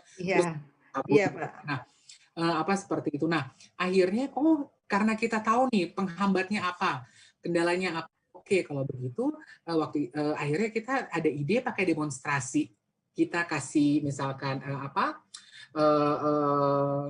ada kotoran ataupun serbuk itu di tangannya, dan nanti kita scan tubuh kayak untuk melihat scan uang apakah dia palsu atau tidak ya, pakai kayak blue light gitu. Nah, ternyata kalau misalkan kita tunjukkan bahwa ketika memang cuci tangan dengan sabun, kotoran-kotoran serbu-serbu tadi itu tidak terdeteksi gitu, hilang. Sementara kalau misalkan hanya dengan air saja, itu jadi masih terlihat di mana-mana. Jadi saya rasa untuk menyampaikan topik-topik ini kita perlu banyak strategi, mulai dari audio visual ya, menggunakan zaman sekarang sudah banyak misalkan contoh-contoh video, alat peraga seperti itu, sehingga bisa membangun motivasi dan perubahan perilaku. Jadi kita kalau di tangga perubahan perilaku tuh kita perlu tahu dulu nih, mereka orang tua ini ada di level mana. Kalau misalkan dia tidak tahu, berarti kita perlu kasih informasi gitu. Kalau misalkan dia sudah tahu dan kita mau memotivasi dia melakukan, berarti oh ya, kita naik lagi ke level berikutnya, tunjukkan cara-caranya, contoh konkret. Ada pepatah yang bilang to see is to believe. Katanya tidak akan percaya kalau misalkan tidak lihat dulu, atau anak-anak sekarang bilangnya no pic hoax katanya gitu, kalau nggak ada gambarnya bohong gitu katanya. Nah, jadi kita perlu kasih perbanyak contoh-contoh. Sama saya senang apresiasi sekali Bu Ima dan Bu Novi tadi, banyak sekali contoh-contoh yang contoh-contoh konkret, contoh nyata yang membuktikan bahwa itu bisa dilakukan gitu. Jadi buat Bu Septi, Bu Nani, dan Bu Laila, kita perlu cari tahu dulu apa alasannya, dan saya juga coba tadi ini menyerap apa yang Bu Novi sampaikan, banyak-banyak hormon ya yang bisa sangat-sangat berpengaruh gitu. Nah, saya rasa ketika kita menyampaikan sesuatu ataupun mentransfer ilmu, kita perlu membuat diri kita nyaman dulu, happy dulu, senang dulu, sehingga nanti yang ditransfer pun itu menangkap maksudnya, menangkap faedahnya gitu-gitu. Saya rasa ini yang perlu kita edukasi banyak. Kalau misalkan ada yang sampai sekarang masih ada yang percaya kalau misalkan COVID itu konspirasi, atau apa, aduh saya hanya berdoa jangan sampai orang itu kena gitu ataupun merasakan gitu, karena saya sendiri yang sudah pernah merasakan itu tidak sangat-sangat ya namanya sakit ya, itu tidak enak. Jadi apa sih yang membuat orang-orang masih sampai berpikir kalau ini adalah hoax Ya. gitu. Ini Baik, pandeminya Pak nyata loh. Ridil. Ya. Ya, jadi mungkin seperti itu Bu Mala, kita cari dulu tahu Iya, Pak. hambatannya dan kita nanti datang dengan pesan kuncinya. Iya. Terima Iya. kasih Bu. Baik, makasih banyak Pak Ridil. 3 pertanyaan sudah dijawab. Sekarang ada pertanyaan dari peserta di chat YouTube untuk Ibu Novi. Ada 3 pertanyaan yang juga sudah kita pilihkan. Bu Novi masih nyimak ya. Halo Bu Novi. Oh, halo Bu, masih standby. Ya, siap. Ini ada pertanyaan untuk Ibu dari Kristiana Evi, SDN Madio Condro. Pertanyaan untuk Bu Novi, apa yang bisa dilakukan oleh pendidik untuk mengurangi masalah kesehatan mental yang dialami siswa ketika mengalami kebosanan pembelajaran daring? Yang kedua dari Margareta Bara, bagaimana caranya mengatasi orang tua yang HP-nya sulit sinyal, jadi tidak bisa nyambung kalau kita belajar. Yang ketiga dari Tuti Hartati Brebes. Dalam masa pandemi ini memang banyak sekali yang terpuruk sehingga menimbulkan perasaan yang tidak baik atau banyak yang stres. Dengan kondisi tersebut bagaimana kita bisa memunculkan semangat positif untuk melihat sebuah pandemi. Saya merasa tidak nyaman dan sulit dengan kondisi seperti ini. Apa-apa susah dan sulit, apalagi ditambah dengan harus mendampingi anak belajar. Terima kasih. Mohon Bu Novi diberi jawaban yang singkat aja. Silahkan. Baik, terima kasih. Pertanyaan pertama saya coba jawab untuk Bu Kristiana. Jadi apa yang dilakukan untuk mengurangi problem mental? Ya, yang dilakukan ya sebetulnya secara umum adalah apa yang sudah saya paparkan dari pertama sampai akhir tadi itu. Secara gamblang adalah bagaimana sekolah itu menciptakan ekosistem baru, di mana dimulai dari penciptaan lingkungan dan keterhubungan dengan pihak luar, kemudian juga bagaimana sekolah itu membangun penalaran dan kesadaran diri, kemudian juga sekolah itu harus inovatif, tidak lagi feodal, dan yang terakhir harus ada praktek-praktek baik yang dipertukarkan. Jadi sebetulnya praktek atau program atau aktivitas yang paling simpel dilakukan di sekolah-sekolah gerakan sekolah menyenangkan itu untuk mengidentifikasi anak-anak itu adalah melalui banyaknya dialog atau interaksi, dialog atau interaksi. Jadi misalnya ada salah satu kegiatan namanya Circle Time kalau di GSM. Circle Time itu anak-anak benar-benar berdiskusi tidak tentang pelajaran, tapi misalnya tentang apa yang dirasakan selama 1 minggu ini misalnya. Nah dari dialog itu kemudian anak-anak saling belajar. Misalnya saya selalu sedih, oh kira-kira teman lain ada yang ngerasa sedih juga enggak gitu. Kalau sedih apa yang biasa kalian lakukan gitu. Nah di situ ada pertukaran praktek antara anak-anak bagaimana mereka menghadapi situasi seperti itu. Demikian juga ketika guru mampu membangun aktivitas-aktivitas yang menumbuhkan dopamin tadi itu. Jadi misalnya banyak kegiatan seni gitu ya, banyak kegiatan game-game yang dilakukan secara online, dan banyak refleksi-refleksi itu sebetulnya mampu mengurangi tekanan-tekanan yang dialami oleh anak-anak. Jadi misalnya cara mengajarkan hal-hal tertentu, misalnya tadi seperti Pak Ragil bilang, cara mengajarkan mencuci tangan gitu. Sebetulnya anak-anak itu tidak perlu diajari atau dinasehati terus-menerus gitu.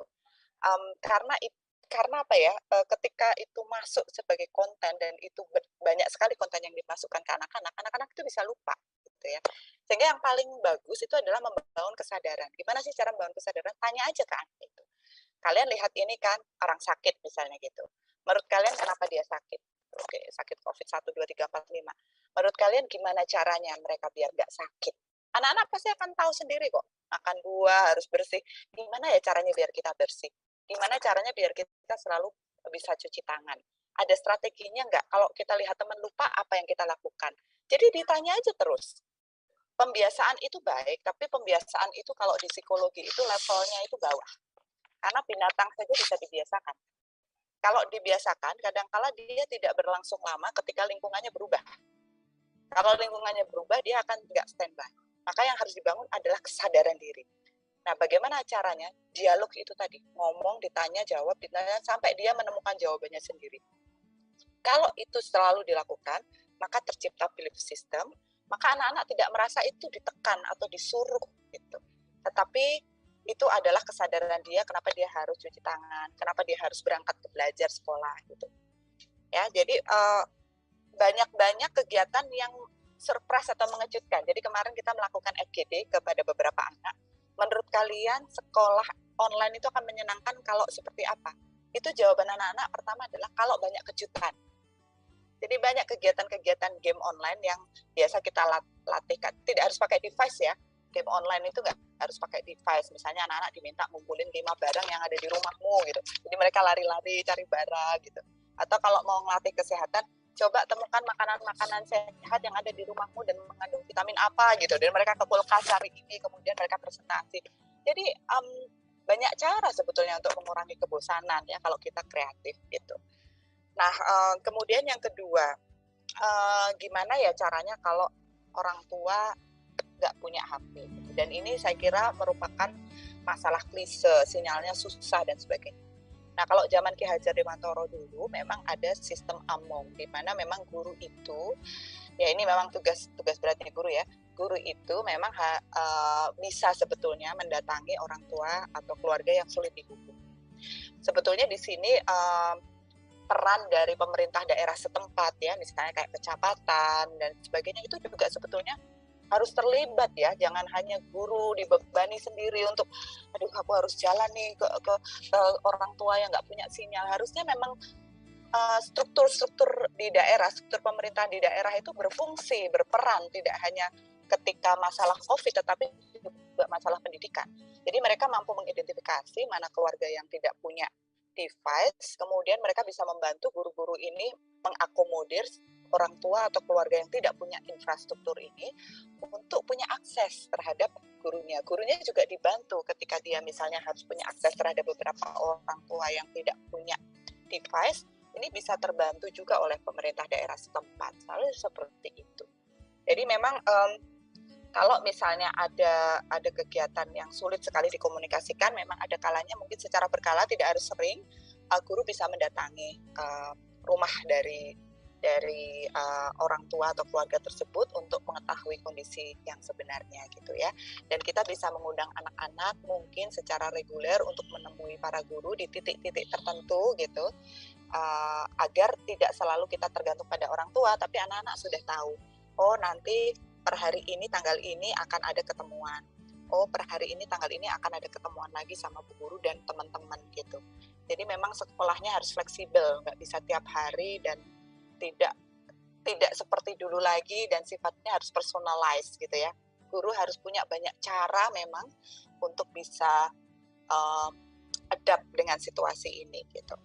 Dan saya kira ini juga salah satu kewajiban dari pemerintah, baik pemerintah pusat maupun daerah, itu mengembangkan professional development yang tidak hanya berfokus pada teknologi, tapi berfokus pada pendekatan yang berbeda dan berfokus pada teknik-teknik yang sangat menerobos, yang tidak harus tergantung pada teknologi. Nah, ini mungkin yang kurang juga didapatkan oleh guru-guru. Nah, kemudian untuk Bu Tuti, pertanyaan yang terakhir adalah, ya, banyak sekali sekarang tidak hanya anak-anak, orang tua, guru merasa selalu negatif karena memang di sekelilingnya itu berita-beritanya negatif, kondisinya memang kita sedang down. Tetapi kalau kita memang selalu fokus pada hal-hal yang negatif itu, maka memang itu akan mengkooptasi seluruh kehidupan kita dan mereduce sedikit demi sedikit hormon kebahagiaan itu. Nah, saya bisa analogikan seperti ini, Bu Tuti. Kalau misalnya kita analogikan gelas putih, jadi atau ini deh, saya analogikan ini botol isinya air putih. Air putih itu adalah hal-hal yang sifatnya positif. Gitu. tiba-tiba kita masukin botol air ini, air putih ini dengan yodium warna merah. Yodium warna merah itu kita analogikan hal-hal yang negatif. Nah, kalau yodium itu isinya banyak sekali di tubuh kita, jadi ini kita umpamakan tubuh, karena memang tubuh itu sebagian besar kan air ya isinya ya kalau nggak salah. Nah, tadinya airnya putih nih, airnya banyak, bagus karena positif. Ternyata banyak berita negatif, kematian, bahaya COVID, dan sebagainya. Ini maka kemudian menjadi merah, menjadi negatif. Nah, caranya gimana biar dia tetap terjaga positif? Agar dia tetap terjaga positif dan airnya jernih, maka kita harus selalu masukkan air putih sebanyak-banyaknya kan, agar warna merahnya itu tumpah. Nah, itu kenapa pentingnya, baik di rumah maupun di sekolah, sering-sering ada positivity box tadi itu. Jadi setiap hari anak-anak dan kita sebagai orang dewasa itu diminta melihat hal positif di sekitar kehidupan kita, itu pertama. Setiap hari kita bisa nanya, apa hal positif yang kamu temukan hari ini? Gitu. Atau kita bisa misalnya bikin permainan, coba hari ini adalah harinya Rika. Nah, kita semua akan menuliskan atau mencari hal-hal positif tentang Rika. Gitu. Sehingga Rikanya yang tadinya mungkin negatif, dia merasa positif. Itu bisa digilir tiap hari. Demikian juga kalau guru, kepala sekolah bisa membuat itu sebetulnya terhadap guru, ya. Apa yang diberi reward, diberi penghargaan, diberi acknowledgement. Bahkan guru sebetulnya juga bisa meng-create itu. Coba anak-anak sekarang tulis hal-hal atau tulis surat buat bu guru, gitu, walaupun nggak hari guru. Saya yakin nanti ketika ada surat itu, dan suratnya saya nggak yakin suratnya negatif, suratnya biasanya positif, terima kasih bu guru, itu bisa menjadi dopamin dalam tubuh kita dan bisa menjadi hal positif. Demikian juga ke orang tua. Biasakan di sekolah itu kita memberikan penghargaan ke surat dan sebagainya ke orang tua. Jadi itu cara-cara menumbuhkan hal positif ke tubuh kita. Ya, saya rasa cukup mungkin Bu Novi jawabannya ya, udah dari 3 pertanyaan tersebut ya. Terima kasih Bu Novi. Ya, kita lanjut lagi, ada 2 pertanyaan untuk Ibu Ima. Bu Ima masih hadir, Bu Ima? Masih Bu. Iya, ada pertanyaan dari Andriana, Nusa Tenggara Barat. Apakah ada tantangan atau kendala ketika melaksanakan kegiatan tersebut? Jika ada, bagaimana solusi yang Ibu tempuh? Dan pertanyaan yang kedua dari Yusak Neolaka, mohon bertanya solusi yang baik untuk menanamkan pendidikan budi pekerti dan nilai-nilai karakter kepada anak ketika belajar dari rumah. Mohon ini karena waktu ya Bu ya, jadi dijawab sesingkat-singkatnya aja. Terima kasih. Silakan. Baik, terima kasih Ibu Mala. Saya akan menjawab pertanyaan yang pertama ya, apakah ada tantangan dan kendala dan solusinya gitu ya ketika belajar dari rumah, itu ya pertanyaannya. Ketika pembelajaran, ketika pertanyaannya apakah ada tantangan dan kendala dan solusi di saat kita melakukan pembiasaan seperti itu dari yang saya lakukan itu mungkin. Iya betul. Kalau kendala dan tantangan mungkin pasti ada juga, karena tidak semua orang tua pada awalnya bisa mengerti dengan program, dengan pembelajaran yang dilakukan oleh SDN Cukur Tengah, khususnya di materi 3M ini. Karena kadang-kadang karena di SDN Cukur Tengah ini banyak orang tua yang memang bekerja, jadi pagi-pagi itu sudah tidak ada, jadi mereka awal-awalnya merasa keberatan dengan pembelajaran daring ini, tapi akhirnya di saat memberikan solusi dengan cara misalnya ketika ibu pulangnya kapan, itu bisa tugas diberikan setelah ibu selesai bekerja gitu. Jadi kita memberikan fleksibel gitu. Fleksibel, terus kemudian ketika ada anak-anak yang memang memiliki kendala di HP atau di lingkungan sekitar, kita bisa berbicara dengan, bisa datang ke sekolah dengan dengan misalnya dengan tidak berkerumun atau satu orang itu kan tidak banyak juga kan yang mengalami kendalanya. Jadi kita bisa mengatasinya dengan cara secara personal juga, secara fleksibel juga, kemudian tidak memberatkan juga gitu. Mungkin itu yang bisa saya jawab. Kemudian solusi yang baik untuk menanam budi pekerti mungkin dengan cara memberikan teladan kepada anak-anak, kemudian menumbuhkan rasa empati dengan cara, apalagi kalau di sekolah kami itu adalah sekolah penyelenggara pendidikan inklusif, jadi kadang-kadang bahwa anak-anak itu harus memahami bahwa ada temannya yang berbeda, bahwa mereka ada temannya yang tidak hanya cukup dimengerti, ditolong, tapi cukup perlu juga dipahami kesulitan-kesulitan temannya. Jadi di sekolah kami itu penumbuhan empati di usia dini memang telah terbangun gitu. Ketika melihat temannya yang berbeda, jadi bagaimana mereka menolong teman-temannya yang berbeda, bagaimana mereka tetap menghargai, tetap memahami, tetap membantu ketika teman-temannya yang berbeda itu mengalami kesulitan. Itu adalah salah satu bentuk penanaman budi pekerti kepada anak-anak, itu memiliki empati yang tinggi kepada perbedaan gitu. Menerima keberagaman itu juga salah satu bentuk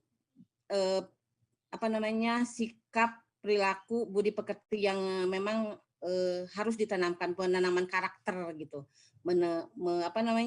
Empati, kemudian menerima keberagaman, menerima perbedaan dengan tidak mempermasalahkan perbedaan antar temannya, itu merupakan salah satu bentuk karakter yang ditanamkan di sekolah kami. Mungkin itu Bu Mala, terima kasih. Ya, terima kasih Bu Ima. Tadi saya minta dalam menjawab sekalian closing statement ya. Jadi yang belum ini dari ya, Ikatan Dokter Anak Indonesia dan Dek Nadine ya. Coba Dek Nadine masih hadir? Dek Nadine? Ya. Dek Nadine bisa sampaikan closing statement mungkin dengan apa yang Dek Nadine dengar dari bahwa pemerintah dan kita semua yang hadir banyak memikirkan anak-anak terutama di masa pandemi ini ya, agar tidak banyak yang terpapar juga dengan perilaku PHBS ini. Nah, apa yang Nadine bisa sampaikan closing statement Dek Nadine? Silahkan. Jadi sih kalau mau main tuh harus patuhi protokol kesehatan gitu ya. Contohnya kayak jaga jarak, pakai masker, atau setelah dari bermain tuh harusnya cuci tangan. Dan juga sebelum menyentuh makanan atau jajan di luar ya, kesukaan banyak anak-anak, teman-teman saya juga seperti itu, jajan di luar lupa dengan kata cuci tangan, jadi makan dengan tangan yang kotor gitu. Pintar ya Nadine ya, jadi menyimak ya dari tadi Nadine paparan-paparan ibu bapak yang hebat-hebat ini. Iya. Ya? Oke. Menyimak ya. Senang Nadine ikut acara ini? Senang. Alhamdulillah. Nah Nadine kan udah kelas 6 SD, udah besar, dan juga Nadine adalah dokcil ya, dokter cilik. Nadine sampaikan apa-apa yang Nadine ketahui dari kegiatan ini kepada teman-teman agar benar-benar mengikuti PHBS, perilaku bersih dan sehat, juga protokol kesehatan. Baik, makasih Nadine. Sekarang saya ingin menyapa dari Ikatan Dokter Anak Indonesia, Ibu Nina masih hadir? Masih hadir, mohon maaf saya ini sambil bekerja juga di rumah sakit. Ya, mohon maaf. Ibu, barangkali closing statement-nya dari Ibu. Silahkan, Bu. Oh iya, terima kasih. Sahabat sekolah dasar, walaupun kita masih dalam pandemi COVID, tapi harus yakin bahwa pandemi COVID-nya akan suatu saat akan berakhir. Dan yang bisa mempercepat itu berakhir adalah kita semua. Jadi tetap lakukan protokol kesehatan, perilaku hidup sehat, dan jangan lupa melengkapi vaksinasi, terutama untuk anak-anak nih yang masih memerlukan imunisasi, dan juga Jangan lupa sahabat sekolah dasar tetap berbahagia di rumah, lindungi anak-anak kita semua selagi belajar di rumah. Mungkin sekian, Bu. Ya, terima kasih banyak Bu Nina. Jadi intinya kita harus don't worry, be happy gitu ya. Tetap protokol kesehatan. Baik, sebelum kami akhiri webinar ini, kami mengingatkan kembali kepada sahabat sekolah dasar untuk mengisi link daftar hadir dan pendaftaran sertifikat. Bagi yang ingin mendapatkan sertifikat 32 jam, ikuti terus webinar series Direktorat Sekolah Dasar. Setiap harinya kami akan rilis judul-judul webinar yang menjawab permintaan sahabat sekolah dasar sesuai isu terkini dan kebutuhan sekolah. Jangan lupa like, subscribe, follow seluruh media sosial Direktorat Sekolah Dasar. Terima kasih kepada Bapak Ibu narasumber dan juga sahabat sekolah dasar yang luar biasa. Jangan lupa 3M, yaitu mencuci tangan, menggunakan masker, dan menjaga jarak.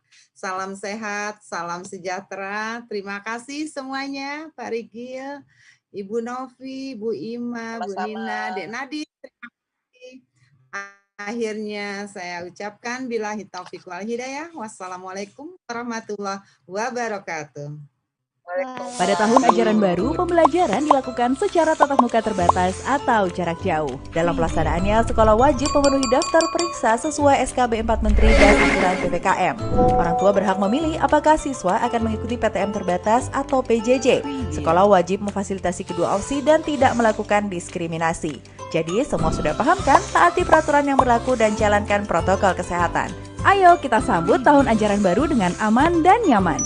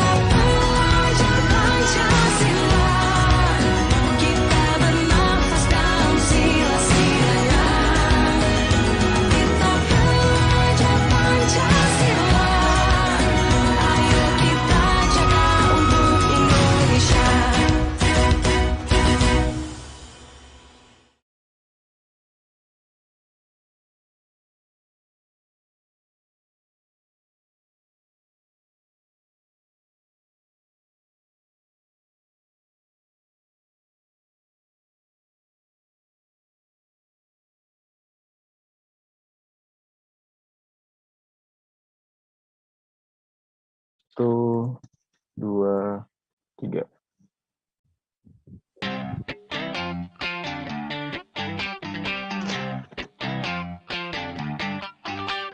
Seru belajar kebiasaan baru agar selamat selalu, ini panduan untukmu. Mau berangkat cek suhu tubuh dulu, pakai masker selalu. Yo oh oh ayo ayo.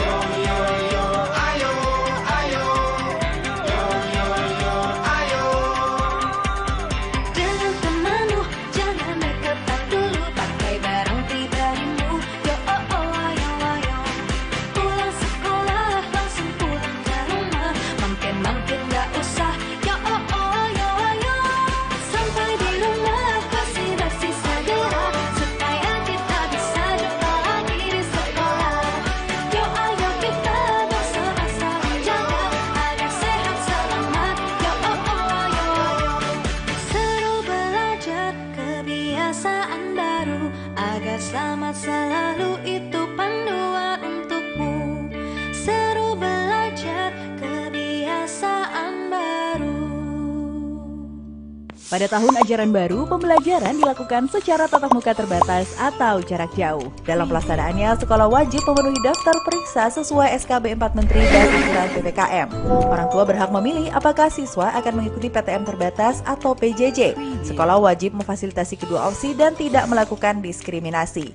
Jadi, semua sudah paham kan? Taati peraturan yang berlaku dan jalankan protokol kesehatan. Ayo kita sambut tahun ajaran baru dengan aman dan nyaman.